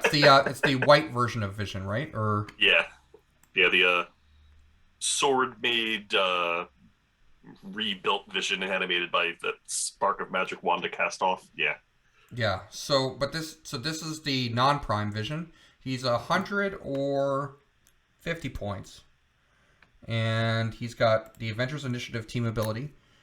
7 range with a single target. With his 100-point line, he's got 10 speed with running shot, 11 attack with penetrating psychic blast. He's a flyer. He's got 18 defense with impervious. He's got 4 damage with super senses. 4 damage with shape change. He's got the Avengers celebrity and robot keywords. He has a trait because it can't all be sorrow, can it? Power. If no other friendly character has been placed this turn, choose an opposing character that attacked Vision or damaged another friendly character since your last turn. Place Vision such that he can make a close attack targeting the chosen character, then do so. If the opposing character damaged another friendly character with a celebrity keyword, this trait is activated as free instead. So it's kind of like a retaliation power. Then he has another trait. Phasing, teleport, and super senses.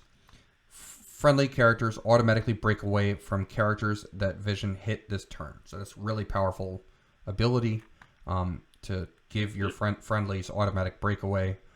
Plus, don't forget, on his 100-point line, he has 3 rollouts because he has impervious, shape change, and super senses.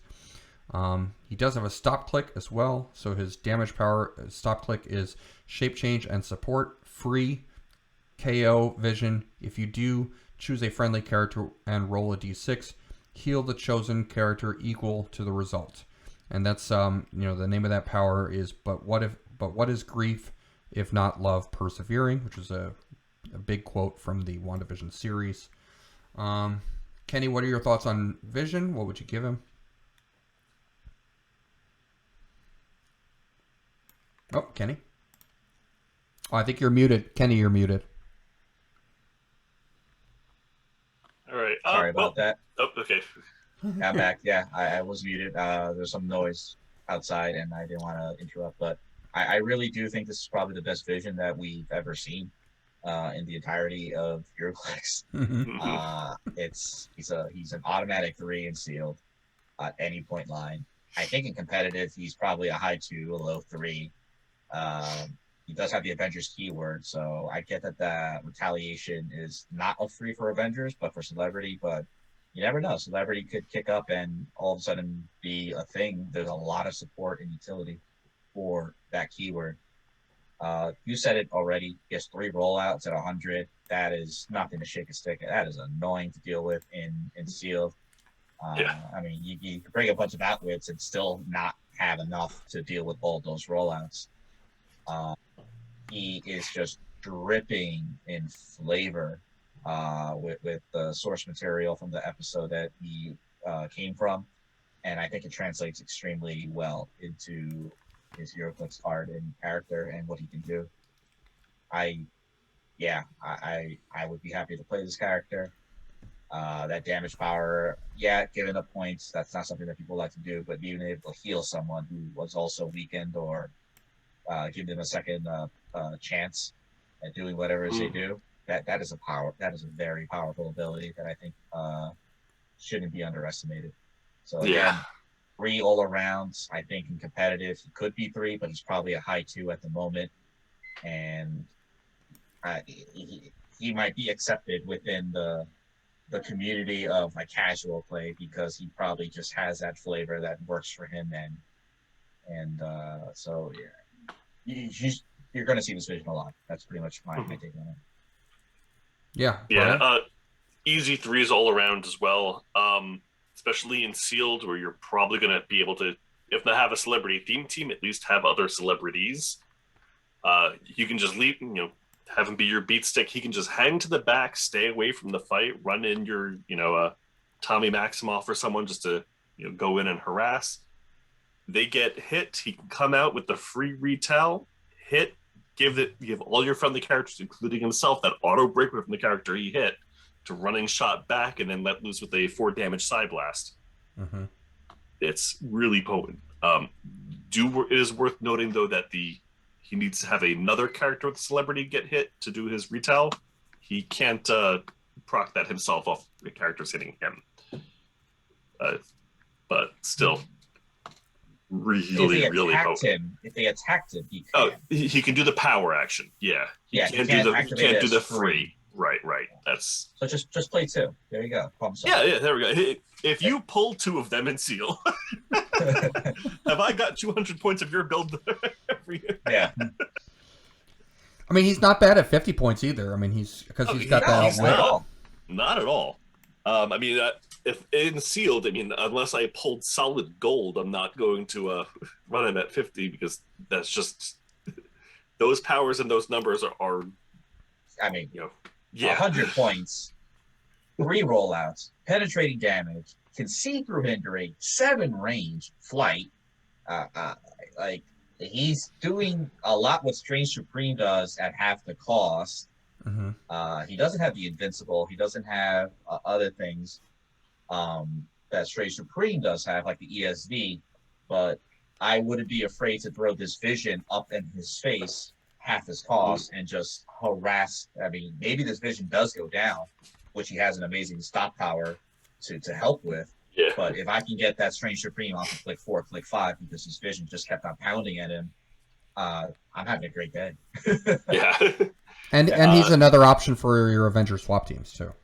Right. And At 50 points, he might be worth in constructed. You just use him as mastermind fodder or just a bit of harasser. Then when he does finally get hit, you can heal back up your more important characters. Chase Thanos from Empire, that's dressed up as Captain America, requires an Avengers character 50 points or less to be KO'd. So I think Vision will happily qualify for that because make sure other characters are healed up if he KOs himself. There's I don't think that's an extremely competitive play, but it's a fun one for sure for people who want to try neat combos. Yeah. All right, let's take a look at the Watcher, which is set number 44. This is not the starter set Watcher. This is the regular main set super rare Watcher. Yeah. He's 25 points. He's got Cosmic Energy, team ability, 0 range with single target, 12 speed with phasing teleport, 9 attack, 18 defense with toughness, and 1 damage with leadership. Cosmic, deity, and herald keywords. Real name Uatu. And then he's got a trait, and this is his. The thing with him is that at the it's called Ponder the Question, What If? At the beginning of the game, roll a d6 and give the Watcher a number of what if tokens equal to half the result. So 1, 2, or 3 tokens. Power, remove a what if token. If you do, replace an adjacent friendly character with a character of equal or less points from your sideline. The replacement character must share a name with the replaced character.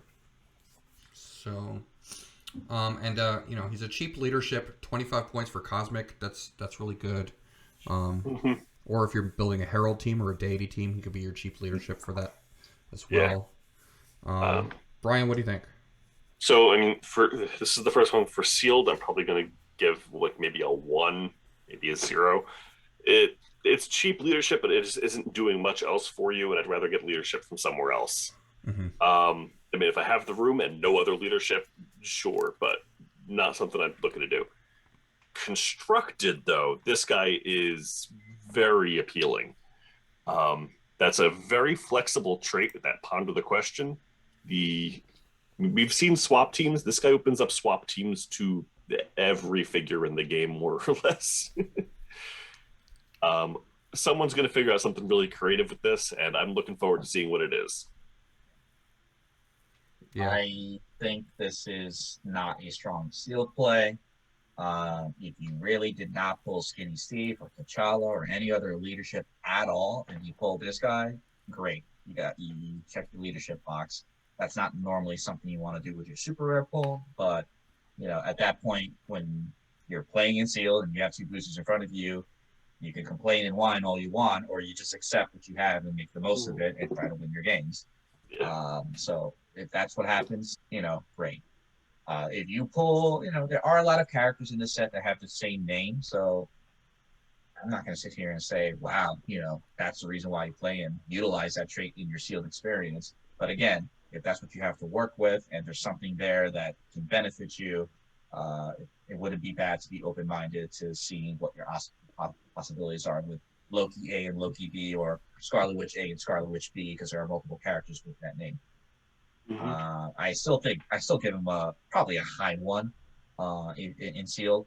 I think in constructed, Brian hit it really well there. That just the possibilities. I mean, the traits has pondered the question, what if? I mean, you could just say that about any constructed idea you may have.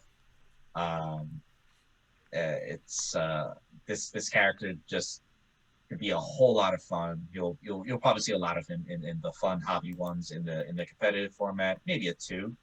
But the ceiling is high depending on what characters come out, what starting lines they have, and what click numbers they can come in and out of, and whatnot. So It is worth noting that when you replace characters, they always come in on the same click number if it doesn't say otherwise. Exactly. Yeah. So I've seen people thinking the new guy will come in on the starting click. No, it's no. If the replacement character's on click 7, new guy's coming in on click 7. Exactly. Yeah. So there might be a character that has another version of that character that has a deeper dial that might have regeneration or ability to heal back up. So once character A goes in there, does what they do, and close to being KO'd and watch still around, be able to get back to him, swap him out for someone that can heal back up or do something completely different. You get a fresher breath there on a different take of that character. It's a little clunky to pull off because it does require adjacency and a power action, but I think someone will figure it out, someone will try it out, and someone's going to have fun with it for sure. Yeah. Yeah, there's potential for shenanigans. I don't know what they're going to be yet, but I do love shenanigans. Yes. Me too. I'm pro shenanigans. All right, let's take a look at Loki. I believe this is Alligator Loki. Yes. All right, so Loki, set number 45, 65 points, Mystic's team ability, 0 range with a single target. He is he's got the dolphin symbol for his speed power, for his speed value, and he's got a special for his special speed power, special attack power, 18 defense with toughness, and 3 damage with shape change. You can pay an extra 5 points to start with the Tesseract equipped, which gives him phasing teleport, and after he uses it, he can use probability control until his next turn. He's got his speed power is charge, flurry, and stealth.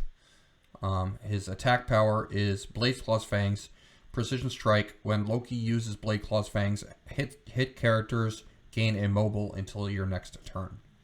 And he's got a lot of keywords: animal, Asgardian, deity, future, monster, mystical, past. So some really good keywords there. Kenny, what do you think about Loki? Wow, he's adorable. I don't think he's doing anything particularly extravagant and amazing, but he's highly efficient. Charge, flurry, stealth. So that's with Blaze Claw's Fangs. So that's the potential of 12 damage if you just roll really, really well. Who's going to say no to that? Yeah. It got the aqua symbol, or the dolphin symbol, and if occupying water terrain just becomes required on stealth. So if you're in hindering or water, all of a sudden this alligator Loki is harder to hit. And precision strike on top of that Blaze Claw's Fangs too. Again, we've been talking about how much super sense is here. Here is another character, albeit a high rarity one, that can help you with that super sense issues with this set. Yep. So 65 points, potentially 70 if you pull the Tesseract and you want to play with it. mystics with opportunity to heal on the back end, not as nicely as the Halloween spectacular ones. But again, if you find yourself in a position where you could heal, you probably should do it, so that way they have to sink more damage and more hits into your character and take more mystics damage. So I think this is a low 3, high 2 sealed play in constructed. I love the flavor and everything. I probably a 1. I don't see him beating out other animals or making the cut on those Doom the Annihilator Conqueror teams. But if you do play him, for those scenes, he's going to do his job. It just that other characters might do a better job. That's all. Yeah. Yep. Brian? I love the dolphin stealth combo of just sneaking across the map through the rivers and the bushes unseen to get him in close. But I gotta agree with Kenny. The constructed, there's figures out there that does what he does better, but in sealed, this is a powerhouse. Yeah, it's easy to get in close. He can rip the opponent to shreds, and they do finally get some hits and soak some mystic damage. He just regens back up and does it again. Yeah, I think also flavor text is just amazing. Oh yeah. Alligator noises for yeah, no, I mean I think he's definitely a must own for me just because he's alligator Loki. Like I am definitely running him at local events just for the sake of running him. Sure. He's a fantastic. He's such a great figure. Yeah, but I would give him a favorite. Yeah. I'm sorry. Go ahead. No, I'd give him a 2 or a 3 sealed, and yeah, like a 1 constructed. Same as what you guys said. Yeah. I hope we see more of Alligator Loki in the future. I know there's a season 2 coming out, so if there's a arc with him or whatever, I'll take more Alligator Loki anytime. Yeah.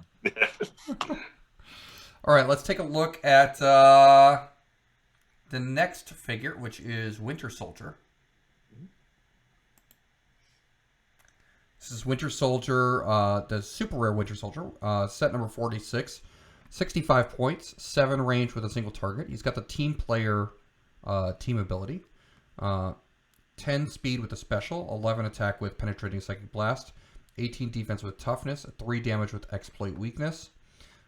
He could pay an extra 5 points, which if you pay an extra 5 points, he starts the game with the Super Soldier Serum equipped, which gives him that willpower that succeeds on if he already has willpower, it succeeds on a 4 through 6. And then which he does start with willpower because he's traded close combat expert, super senses, and willpower, so he can remove tokens off himself at a 4 through 6. He's got his speed power is I'm not a killer anymore, running shot, stealth, charge, but only if Winter Soldier occupies hindering terrain. So, for 70 points, he can remove tokens very easily. He's got close combat expert coupled with that exploit weakness, so he can charge for 12-4 penetrating. He can running shot for 11-3 penetrating. Brian, what do you think about Winter Soldier? Not the sort of figure I would normally reach for, but I can't deny that he's a very efficient dial with a very flexible power set. No real flashy tricks, but he does what he does very well. For sealed, I'd probably give him a 3. This is just a all-around offensive figure that's going to pose some pretty tough questions for your opponent to answer. For constructed, probably a high 1, low 2. I don't think players are going to be reaching for him to fill any particular roles in the constructed meta. So I can see in Silver Rage him being a thing as a colon. So I do think there is or is it Bucky? Oh, actually, now that I think about it, is it a Bucky Barnes ID or a Winter Soldier? Well, whatever. If he is an ID eligible character, his kit is just pouring out penetrating damage. That is not a bad thing ever. Even in the sealed experience, his kit is pouring out penetrating damage. So for those characters that do have reducers, he does not care whether you're up close, far away. He is going to get you. He's going to punch you in the face with his arm, or throw his arm at you, whatever you want to call it, the range. with the super soldier serum, he keeps on going. With the willpower, he's a 50-50 roll. It's funny. The team player on him, given his kit and given the different team abilities that we've been seeing in this set with Shield and PD, he plays nice. He can play very nicely with other characters you pull. So I agree that he's a hyper efficient character for his cost. He does what he does very well. He's not going to sit on the map and be like, wow, I have to watch out for this guy. He'll sneak up on you and be like, all right, next time I play him, I know I have to watch out for him. He's probably a high 2 in Sealed. I would say a high 1, low 2, because of the Avengers swap and things like that. Soldier Spy, we just saw a team builder in Peggy Carter that can make that all part of Shield. So there might be a world where he makes a sideline or something. But yeah, high 2, low 3 for Sealed, and then high 2, low 1 for Constructor. Yeah, I think so. I think for me, he's a 2, maybe a low 3 in Sealed, and he's like a 1 or a high 1 in Constructed. Maybe a 2. But I mean, his team player, like he can copy team abilities, so it's really good. He can copy, like in Sealed, he can copy Avengers Initiative also, so that gives him improvement, improved targeting, hindering. So that would be good with him. Mm-hmm. Let's see the next figure, next super rare, which is Loki. We talked about shenanigans with Uatu, and yeah, this is President Loki. And he comes with the Tesseract. So I think if you pull him, you get the Tesseract. He's 75 points or 80 points if you include the Tesseract.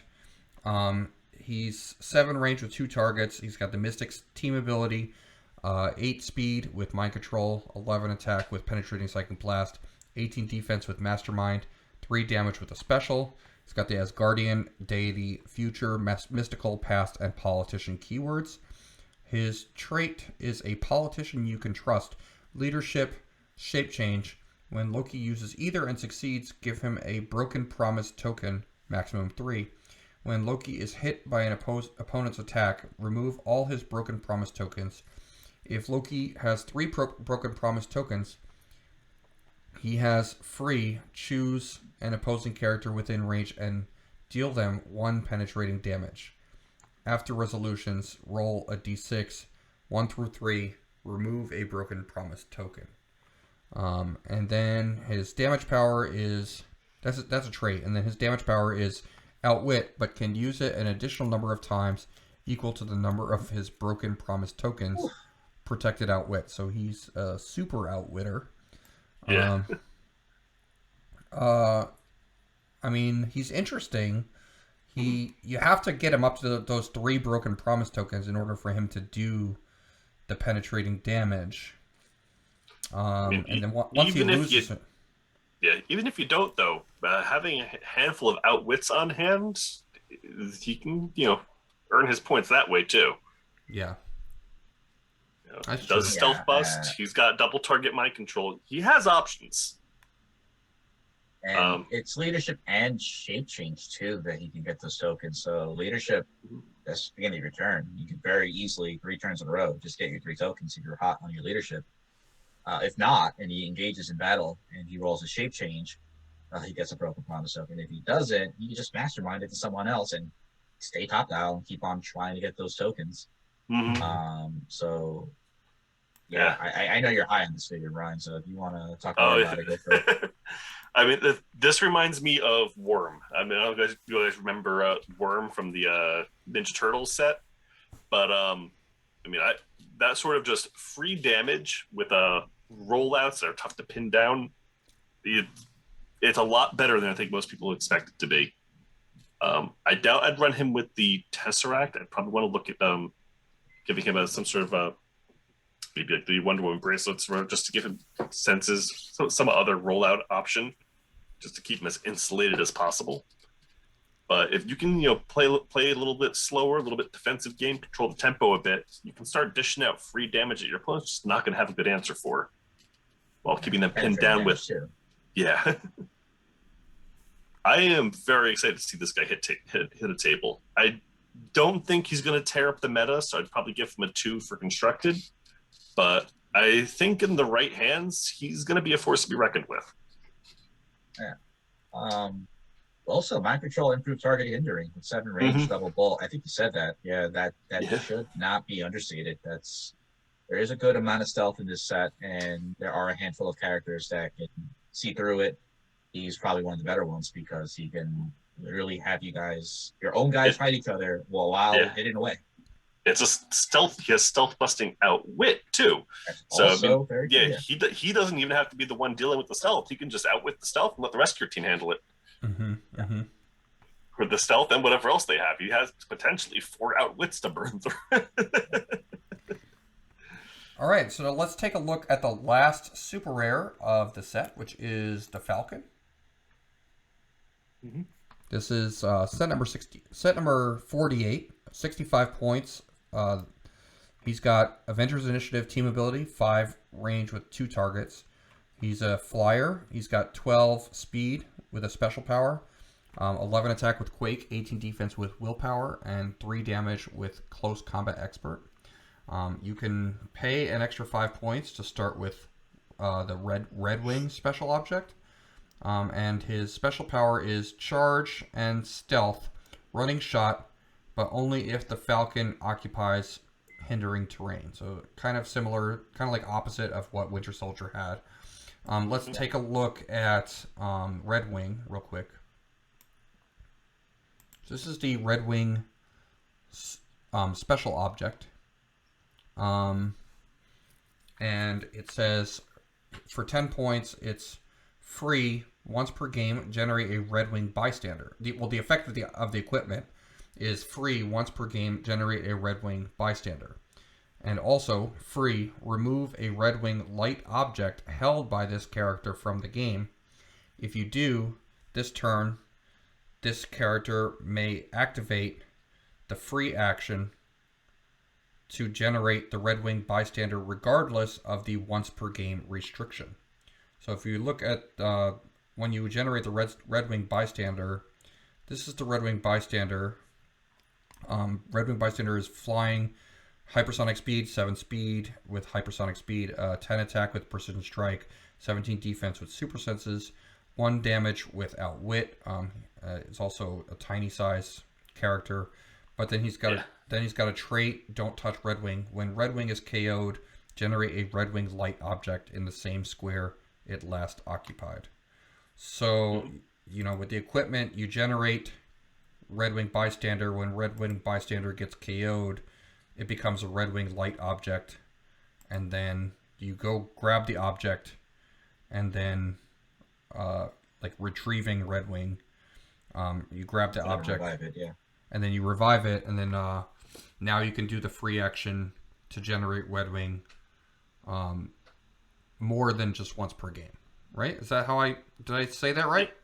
Yep. So every time the bystander goes, it leaves the wreckage behind, and if you can get the character with Red Wing object equipment over there, you can pick up the wreckage, bump it back up to repaired, and send it out on its way.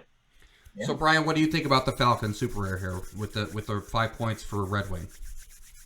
So I mean, you mentioned before this guy is like the invert of the Winter Soldier we just went over, and I gotta say I think that works better. The running shot to jump between hindering terrain, taking pot shots until he's able to get in and close for the close attack. I think that just plays a lot smoother than Winter Soldier did. I like that more. He doesn't have the penetrating damage, but Red Wing has outwit, so he can neutralize whatever defense powers his targets have that way. He's got the mobility to go pick up the Red Wing wreckage if need be. I think this is a just solid figure. I would give it a 3 all around. I think there's Avengers swap might see a use for him, even if they don't keep him on the board, just as a free way to get that Red Wing object dropped when he gets swapped out is something we're going to see a lot of. Ah, yes, because if you swap him out, Red Wing, you could stay on the board. Unequip and would stay on the map, yeah. Yeah, it is unequipped drop, right? I'm pretty sure I'm remembering. Not unequipped KO. I'm pretty sure, yeah. It is unequipped drop, yes. Perfect, yeah. I have nothing further to add. I think Brian covered every point there. I think I would agree that he is probably a 3 in all different formats, including competitive. Most likely because of the Red Wing equip, not to see him on play. But again, he holds his own pretty well if you are playing him. So it'd be interesting to see how he is utilized. But great hold. And guys, everyone should probably get used to seeing it because you're going to see it a lot. All right, we are done with the super rares, and now we are going to jump into the chases. The only one we have not seen yet, or that we won't be looking at, is Chase Scarlet Witch. Let's jump right in and look at the first chase. It is Agatha Harkness, set number 49. She is 100 points, and she has the Mystics team ability. She's got 7 range with 2 targets, 8 speed with the special, 11 attack with penetrating psychic blast, but later on she gets a special attack power, 19 defense with super senses, and 3 damage with range combat expert. Celebrity, mystical, and past keywords. She targets through characters. She has a trait, the Book of the Damned. Agatha Harkness starts the game with the Darkhold equipped. So this is a chase special object, chase equipment. When she uses its effect, she may instead choose 2 listed powers. So let's take a look at the Darkhold. The Darkhold is light object, equip, effect is free. Choose a standard power from the following list. This character can use the chosen power until you choose again. Probability control, perplex, or outwit. So when Agatha Harkness uses it, she can choose 2 of those powers instead of just 1, which is really good.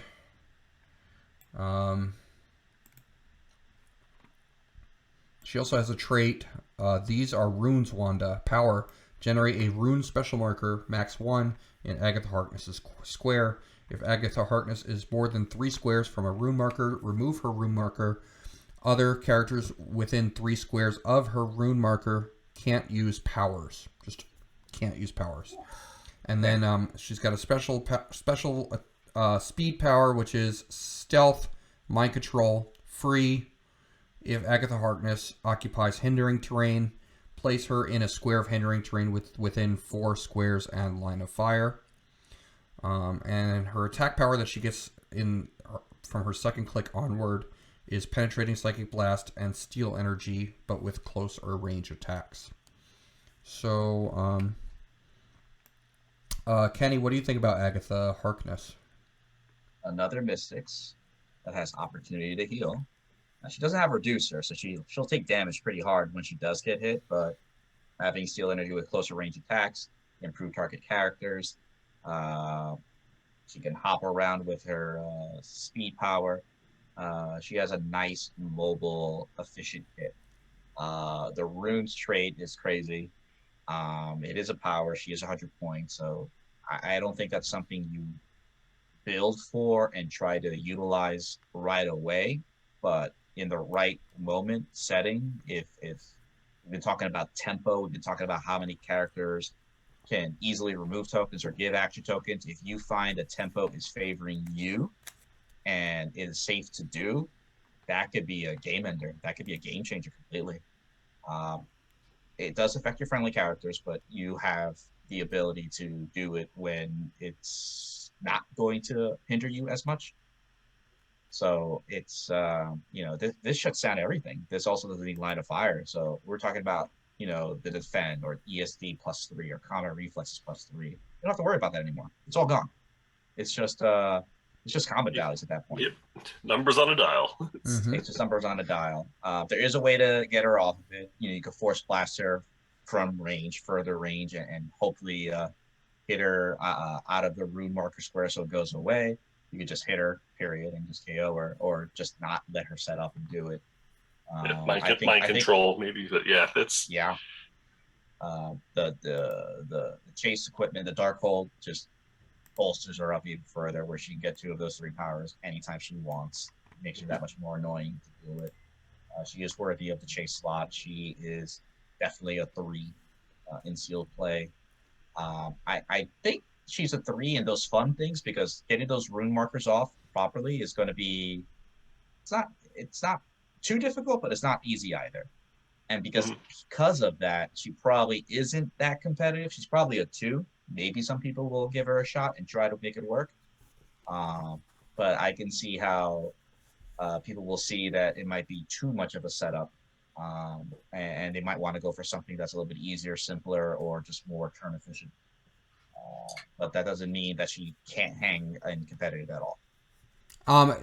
I know we haven't seen the other chases yet, but how would you rate her compared to the other chases on like a 1, 2, 3 scale? Why? Let's do that at the end. Why don't we look at all the chases and because I don't want to get too much detail if for them. Yes, I think it'd be better to just do it at the end. We'll save that at the end. We won't give it away. Yeah. But let's see. So Brian, what were your thoughts on Agatha? I mean, easy 3 for sealed.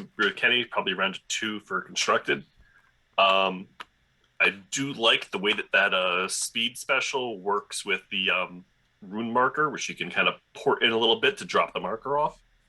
Pair that up with TK, you could toss her out 6 squares, another 4 square placement. I mean, that's quite a lot of ground you can cover before she takes the power action to just ruin your opponent's team.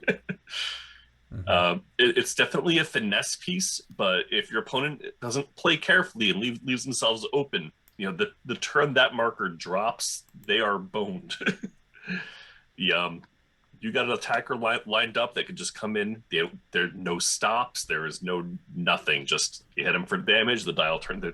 Nothing gets in your way of making those rolls. It's scary. It's a game with powers, and taking them away really changes things. Okay. Yeah. No, I think so. She's definitely a finesse piece for sure because you have to get her into position, and even then you got to keep in mind like if you're turning off their powers, they can still. If they're outside of that range of 3, they can still charge in and attack you, right? Like, well, if they're outside, right, they can take the action, and because the action was taken outside the 3, you resolve it. Yeah. But once they get in, that close action that they charge gives them, it's just going to be a vanilla charge attack. Flurry, they're not flurrying.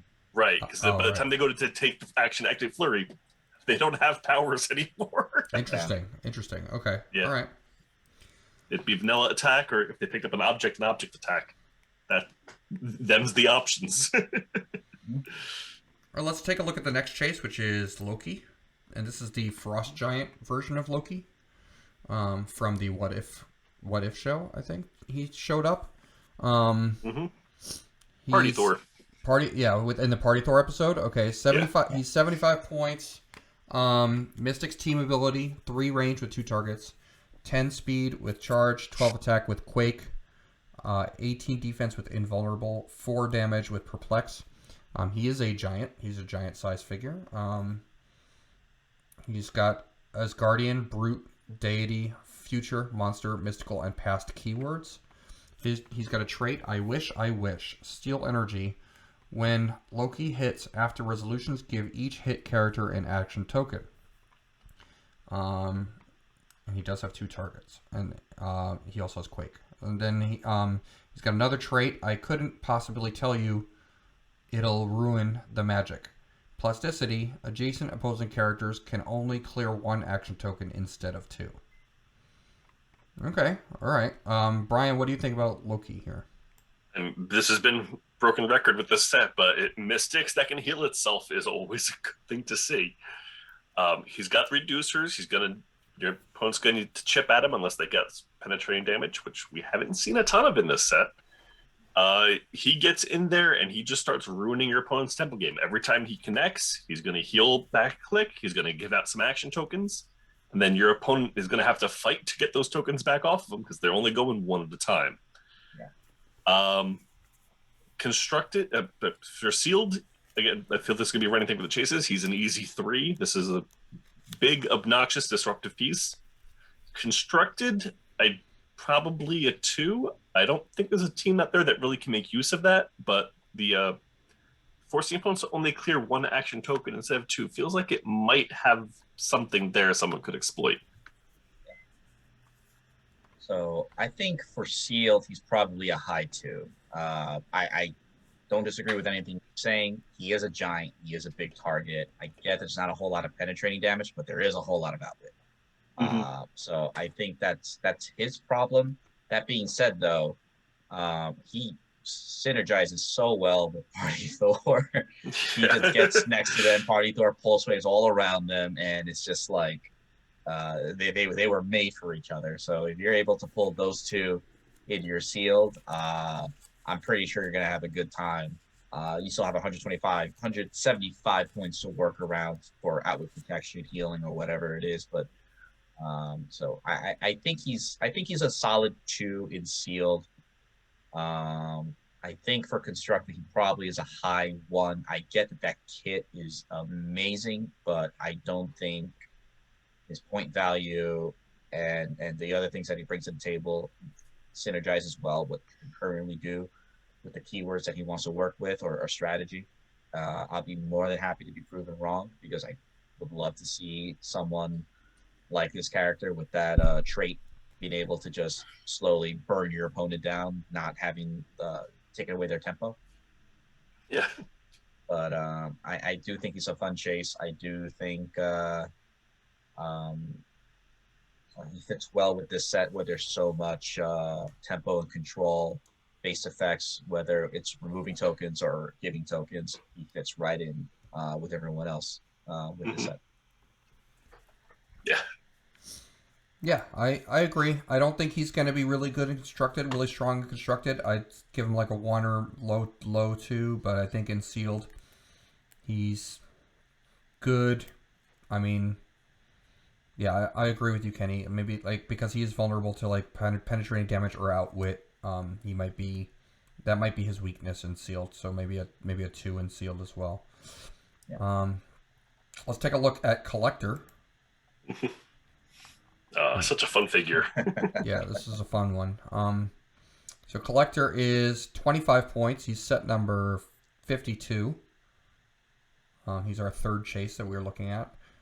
He's 25 points. He's got cosmic energy, team ability, 4 range with 2 targets, 10 speed with facing teleport, 12 attack with incapacitate, 18 defense with super senses, 1 damage with perplex. He also does have a stop click, which is stop super senses. His trait, he's got 2 traits. One of them is, of course, if that's not your style. If you have at least 1 character of each rarity of common, uncommon, rare, and super rare on your force, friendly characters modify attack +1. Okay, and then he has another trait. There's plenty more we can play with. At the beginning of the game, if each character on your starting force is from a different Heroclix set, as long as the collector is on the map, friendly characters modify damage +1. So that's really fun. I mean, Brian, what do you think about collector here? I mean, sealed, he's probably a mid 1. I mean, you see him in sealed, there isn't really much you're going to be working with here.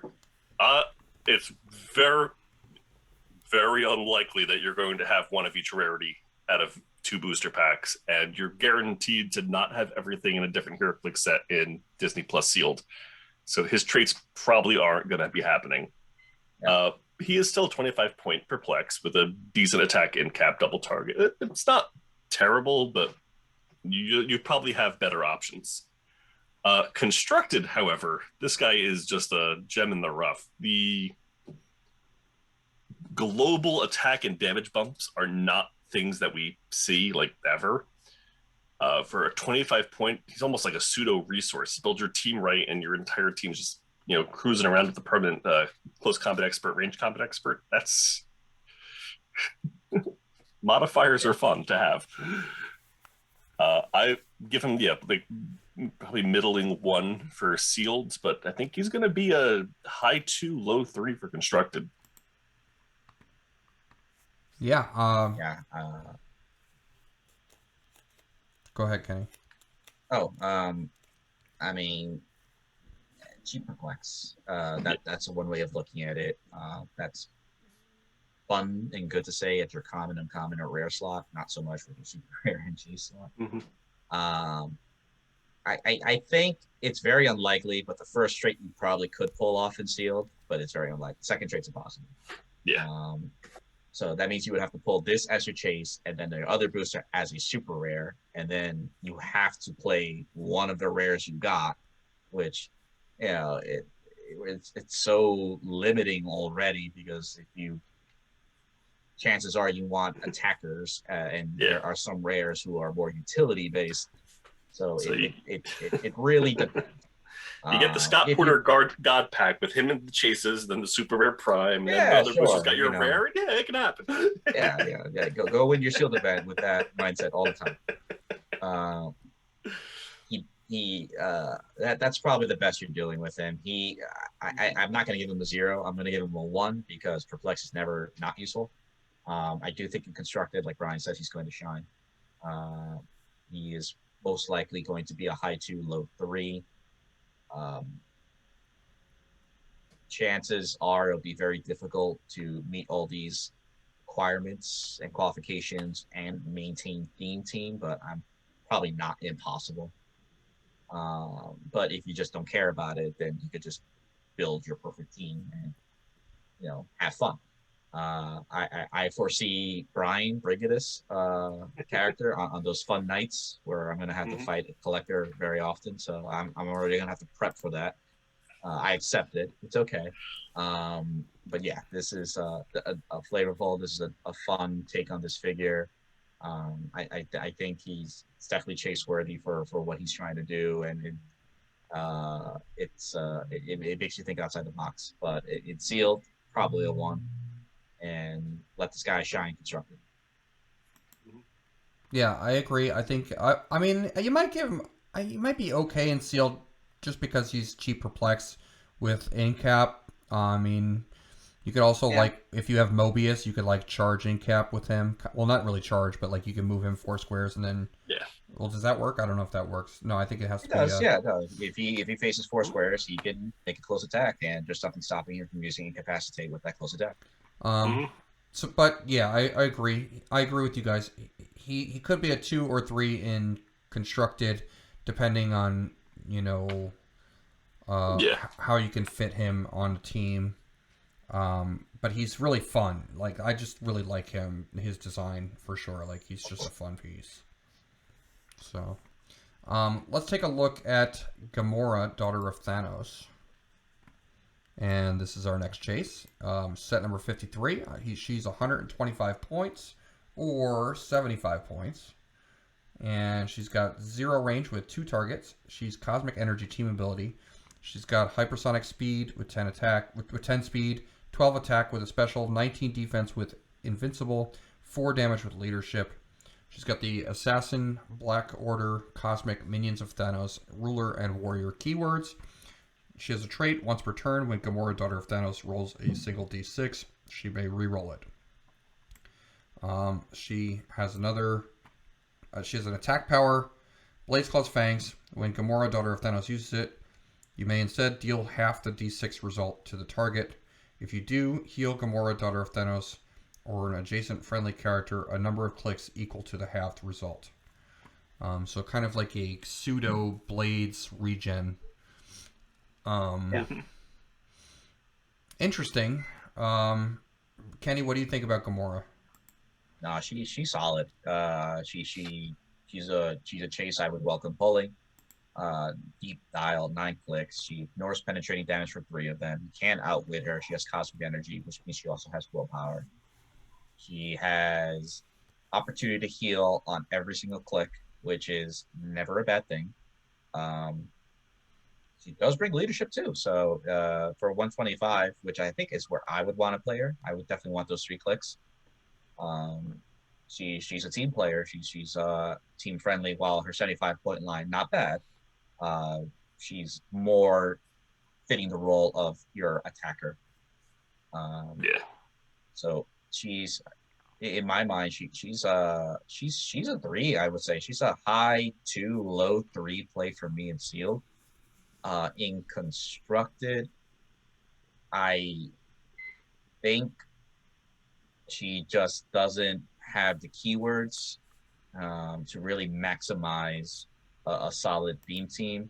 Granted, we have a T'Challa that can make her part of the Guardians of the Galaxy, so who knows? Maybe there's something there with other characters with those keywords. But she's not bad by any means. I would say she is a low 2, high 1 on that competitive scale. Mm-hmm. And yeah, that's where I see her. Yeah, don't really have much to add there. For Sealed, she's been down to those special shots left, right, and center. That's a easy 3. Constructed, I don't think there's any teams that particularly need her kit, even if it is an impressive one. So yeah, I'd probably give her a high 1, low 2 for Constructed. Yeah, I agree. I mean, I think with Gamora, she's probably low in Constructed, like a 1 or a 2, like probably a high 1, and she's a 3 in Sealed for sure. I mean, but she's a cool piece for sure. Let's take a look at the next figure, which is Sicarian Iron Man. Sicarian Iron Man is set number 54. He's 50 points. He's got 6 range with a single target. He's got 10 speed, 10 attack, 17 defense with willpower, and 2 damage with a special. 7 clicks long. Got armor, Avengers, celebrity, scientist, Stark Industries, and warrior keywords. He has a trait. His trait is I've worked with scraps before. At the beginning of the game, you may generate up to 3 standard objects anywhere on the map, at least 5 squares from one another. When Sicarian Iron Man picks up a standard object, you may instead place it on his card if less than 2 objects are on his card. So he can have a max of 2. Sicarian Iron Man modifies his combat values +1 for each standard object on his card, and at the beginning of your turn, you may choose 1 standard speed or attack power for each object on his card to use until your next turn. So you can get a potential of +2 combat values and pick 2 powers, potentially. When Sicarian Iron Man would be dealt damage from an opponent's attack, you may remove a standard object from his card to take 1 unavoidable damage instead. Yep. And then he has a damage power, Outwit, and Perplex. Smartest man on any planet. Outwit and Perplex. Kenny, what do you think about Sicarian Iron Man? This guy looks unassuming, but he is very deadly. He can create objects. You can already play. I know a lot of people like to play equipment, but if you're only playing 1 or 2 equipment, you could go ahead and play another standard object. And I don't think that's something that a lot of people do. Maybe because of the way objects, I don't know. It's hard to utilize him, but he sure does know how to utilize him. So that's his whole thing. Essentially, you get up to +2 combat values. You can choose powers, speed or attack powers. So those blank spaces are now whatever it is you want. It could be hypersonic, it could be charging, flurry, pulse wave, psychic blast, smoke cloud. I don't care. Whatever it is you want. And then he has outwit perplex on top of that. So if he really wants to max out his attack or his defense, he can. Speed, his range, he can. Oh yeah, let's not forget that he has 6 range. So that means he could have a 8 range and just pick running shot, side blast, or energy explosion. There's so much room for imagination on this character that works both sealed and constructed. He also has the Avengers keyword, celebrity keyword. He has all the keywords you think you would need for both the sealed and constructed.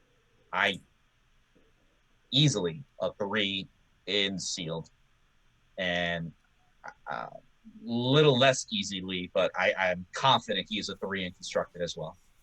Yeah, 3s all around for me as well. We want a character that works well with that Cloak of Levitation. Turn 1, equip it, and then just start sidestepping to pick up the objects you drop near your starting area. You can get him up. You'll get him good to go turn 2 with his +2 stats without only 1 action to equip the cloak. Yeah. He is a beast. Remember a couple months back, everyone was oohing and eyeing over Exodus having a chance to deal big chunks of non-combat damage to burn through all those danger room constructs. We might see a return to that just because of this guy, and people are going to need that option to deal with him. Yeah. Yeah, because he is also- hard to KO. Because if you deal him damage, he can just remove. If he takes damage from an attack, he just eats an object to take one unavoidable instead. I will add this as well, that you get your objects, you put them on the card. He can still hold one. So that way, when he's losing his objects, if he's taking damage, when he does move, he can drop it and then next turn pick it up, or like Brian said, with sidestep, just hit it again and just recharge. So I don't want to say he can max 3, but it's like 2.5, where he can have his 2 full tanks ready to go, and then he can hold one as an emergency if things start going poorly for him. Yeah, beginning of turn, you call, say, charge or steal. Yeah, you call charge. So you can sidestep up, drop the object, then just charge in, picking the object up again to get the stat bonus he just lost. Come in and connect. Next turn, you call steal energy and start healing back the unavoidable. He is brutal to deal with. All right, and so then let's take a look at So I agree. I'll give him 3s all around. Let's take a look at the next chase, which is Ultron Infinity. Ultron Infinity is 125 points. This is the big bad from, spoiler alert, this is the big bad from What If. Yeah. It is 125, he's 125 points, cosmic energy, team ability, 7 range with 2 targets. He has 12 speed with running shot, he's a flyer, 12 attack with energy explosion, 19 defense with impervious, 4 damage with outwit. His trait is stealth. At the beginning of the game, each opponent must give an Infinity Gem token to 6 distinct characters on their starting force. If they have less than 6 characters, excess tokens must be given to 1 or more characters. When Ultron Infinity hits 1 or more characters with an Infinity Gem token instead of normal damage, you may choose to remove 1 hit character's Infinity Gem token to roll a d6 to gain mission points equal to the result. So all your opponent's characters start with Infinity Gems. You hit one of them with Ultron. You roll a d6, and then you get that many mission points, right? Kenny, what's your thoughts on Ultron here? I think deep dial for 125. Cosmic energy is always good. It's really the mission point thing here. So it's sealed. The thing is, he could win the game on his own in sealed. You have to forego damage in order to gain the mission points, which could bite you. Because if I could do 4 damage to you and then I forego it just to gain 1 mission point because I rolled poorly, that is not a good turn. That being said, he has energy explosion. He has outwits. If you want to just win with him outright, which is pure raw power, he definitely has the tools to do so. So I think in sealed, he's probably a 2. He's probably a high 2 for sure. If you pull him, Miss Minutes, or another character that also has mission points, I would then rank him a little bit higher. I think in constructed, he's going to be sneaky good. I think he has a Master of the Beetle key where you're looking at Prime Wrecker, you're looking at other mission point characters, not just the ones that are limited to this set. And you're looking at now being able to equip him with other equipment that's outside of this set. All of a sudden, that mission point ability of his can skyrocket.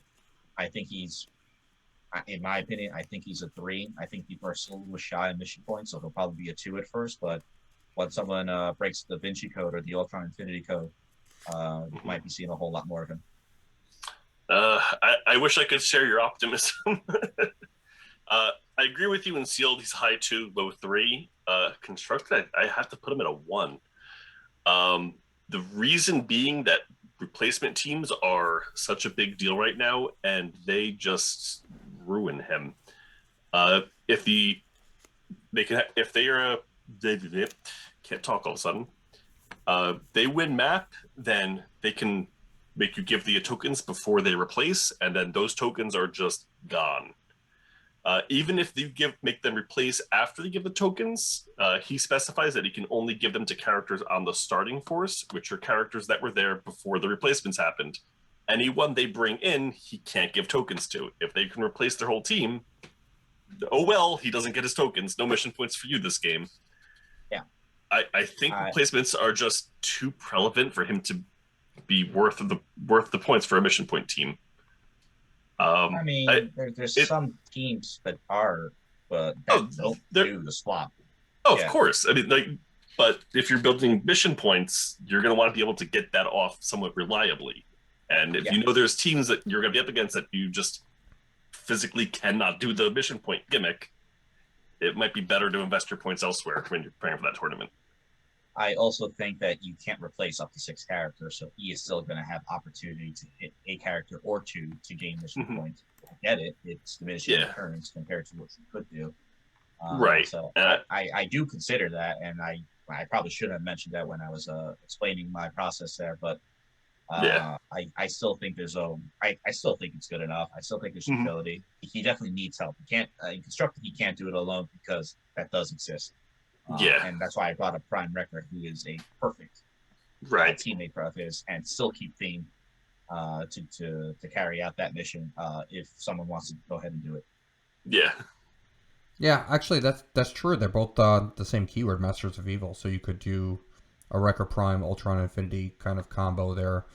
I don't know what I think about Ultron Infinity in Constructed. I think that he might be kind of... I mean, even though he's got that like 19 defense impervious, I think in the current meta he's kind of squishy for 125 points just because there's so much like, high attack value penetrating damage that people can do. I don't know, for 125 points might be a large expenditure, but I mean, I guess if you keep him protected and you can do the mission point thing with him, he has potential. So I don't know. I think I would give him like a low 2 in Constructed and like a 2 in Sealed, maybe. All right, let's take a look at Captain America. This is the next chase. All right, this is Sam Wilson with the new armor, the wings, the winged Captain America. He has he comes in at 125 or 75 or 50. And he is set number 56. He's got the Avengers Initiative and Shield team abilities. He's 6 range, 2 targets. I'm gonna look at him. I think he's the best. His best point value for me would be the 75 point line. But at his 75 point line, he starts with a special speed power, 10 speed with a special. He's flying. He's 11 attack with Quake, 18 defense with energy shield deflection, and 3 damage with leadership. He starts the game with the Captain America's shield and or the Red Wing equipped. He may have both of these equipped at the same time, so that gives him like an extra boost to his ESD. He's got another trait, Defend and Willpower. When an adjacent friendly character replaces their defense value with Captain America's, that character can use Toughness for that attack. And then he has a Speed Power. You just earned this whooping. Force Blast and Hypersonic Speed and Stealth. When Captain America uses Hypersonic Speed and hits with a close attack, after resolutions he may place a hit character adjacent to himself, then use Force Blast as free. Brian, what do you think about this Captain America? I'm in agreement with you that the 75 point line is probably his best. Anyone who's been in the game for a little while is seeing reminiscence of Ben Crawler looking at this. He's just a fantastic attacker. Start with 75 point line because again, I think that's where you're going to see the most play. You have that Captain America shield. Probably, I think he comes with it in sealed. I'm not 100%.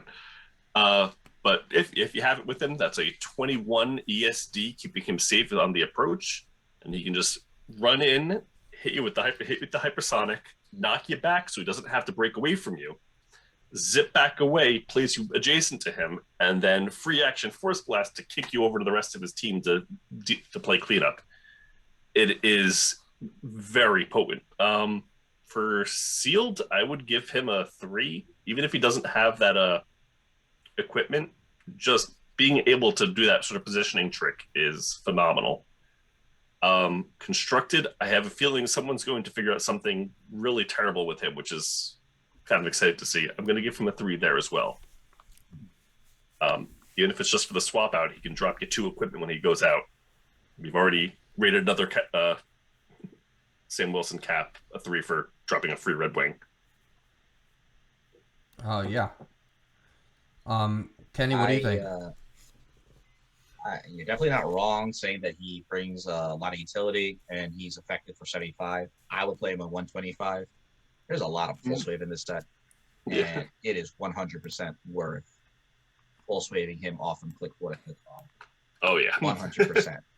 He is still very good on click 5. He'll still have his ESD tricks. He'll still have the defend. He'll still have Red Wing. If you didn't bring it out and he didn't get KO'd by the pulse wave, chances are something happened there. But to me, that is just too much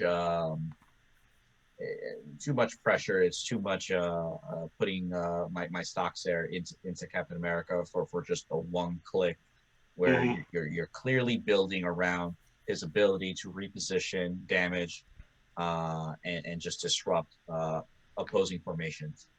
I would feel more comfortable playing on click 1. That being said, he's still a 3 all around. Heck, even you could play him at 50 points. For 50 points, he's having the utility of the Red Wing and Captain America shield. That's not bad either. But I get that a lot of people are going to gravitate to the 75-point line. I agree that he's a 3 no matter what line you play him at. I think he constructed, even though I have my reservations in sealed about pulse wave existing, that's not as big of a deal in constructed and competitive right now. Maybe it will be in the future because this guy forces you to do so, but he would be a 3 and he would definitely be on the 75-point line. I'm not going to even argue that. And there's many ways you can do it. You can build a team around him so that way you just make a kill box. You can swap him out so that way you just have more objects to play with on your other characters. So 3, and no matter what you do, he's an all-star. Okay, so yeah, I mean, I think he's a 3 all around as well. I'm excited to try to build around him and see what I used the word shenanigans before. I think I used it a lot this episode, but yeah, this is a shenanigan set. This is a shenanigan set. Yeah, I mean, yeah. That's the last chase, because there's one more chase, but it hasn't been shown yet on social media, so we don't know anything yet about the Scarlet Witch chase. So that's coming soon, hopefully. But we've seen every single chase. We've looked at the rares, super rares, and chases.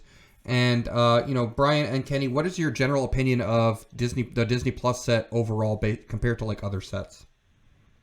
You want to go first, Kenny, or go first? All right, I am loving this set. The commons, uncommons, there's a lot of value in there. There's a phenomenal number of support figures. They're going to find a way onto a lot of the existing teams, maybe even come up with some new archetypes. It's what you want to see. You want to see commons and stuff. It may not be complex, but have the tools that other teams need to, really shine. And then you get to the higher rarity stuff. There's a lot of really unique effects. We were just saying, this is like the shenanigans set. I like seeing the shenanigans, fun things to try building around and explore new archetypes. Yeah, I think this set does a very good job of creating its own little niche within its sealed experience. I think this is going to be a very fun sealed set. There's a lot of different characters on the lower rarity that have lower point values, and the higher rarity have higher point values.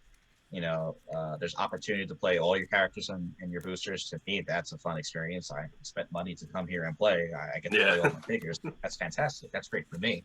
I know that other people might not find or share that same enthusiasm, But then again, then you have these characters, like you have your rares, you have that uncommon range, I have higher point values. There's a lot of different ways that you could go about and playing your sealed experience however it is you want to, and however you define your version of fun.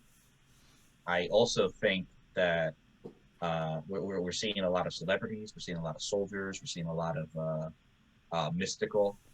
There's a lot of generic keyword support here, which is not something you usually see. I think of Black Panther Illuminati, there's a lot of cosmic because it's just the nature of the set, the characters we're figuring. Yeah. And here it's like, yeah, you got a smattering of Avengers, celebrity, soldier. It's touching a lot of different keywords, some that are already strong, some that normally are relevant all the time, and then some that, like celebrity, might need that extra push. Objects are always welcome, and I really feel like there's a lot of characters in different rarities. Mobius, Taylor Hayward, Agatha Harkness, Chase, that have these kits and powers that are unique, that haven't been done before, and probably, maybe not instantly, but down the road, because if you're looking for something specific, they might fill that void, and you'll find yourself looking backwards and being like, oh, in the future, this came out, oh, I need this because that guy has 15 movement facing teleport. I need Mobius now, or whatever it is. Something ridiculous. Shenanigans is the word we like to use. So there's a lot to look into. There's a lot to pay attention to, and it's just not the higher rarity. It really is the lower rarities as well. This set will transcend. This will age very well. Yeah, I mean, there's good figures at every rarity, which is really cool in this set. I love this set. I'm really excited for it to be released. I'm excited to play it in sealed. I mean, we were going to rank the chases, but I mean, just in general, because we're almost done with this episode. Just as a final thing here. I mean, Brian and Kenny, what would you say is your favorite figure from the set? President Loki. Easy. Don't even have to hesitate there. I'm very much looking forward to fielding him. And Kenny? I have a lot of favorites here, but to me, I want to play with Heist Nebula. I really do. I want to make that work. I think there's a lot of fun to be had there. I think there's, you can do it both ways. You can do it with mission points. You could also do it, traditional KO victory of eliminating your force, opposing force. But that's another statement. There's a lot of characters that I'm looking at that I really want to play with. All right. And for me, I don't know. I don't even know. Like, there's so many different. Exactly. It's difficult. Yeah. I mean, please don't ask me for a second favorite because. I mean, for me, for the chases, I like Sakari and Iron Man a lot, but I mean, there's so many other good rarity figures, just all throughout the set that it's really hard to choose somebody. So. Yeah, if you want to go chases, I'd give it to Agatha. I just look. Yeah, I'm just looking forward to the day I can get her on the table, get that rune off, and just see the look of my opponent's face. For me, probably the chase that hasn't been shown yet, but we'll have to wait and see. We'll have to wait and see. Yeah. Yeah. All right, everybody. So, thanks for watching or listening at home. Thank you, Brian and Kenny, for joining me. Thank you. We're gonna end today's episode. Just don't forget to like and subscribe if you enjoy my content. I hope you enjoyed listening or watching this set review on the rares, super rares, and chases of the Marvel Heroclix Disney Plus set. If you haven't seen the previous episode on the commons and uncommons, go back and check that out. Don't forget to check out Highlander Games in Boonton, New Jersey for all your gaming needs, including Heroclix sealed and singles product. And don't forget, everybody, wake up and smell the Clix.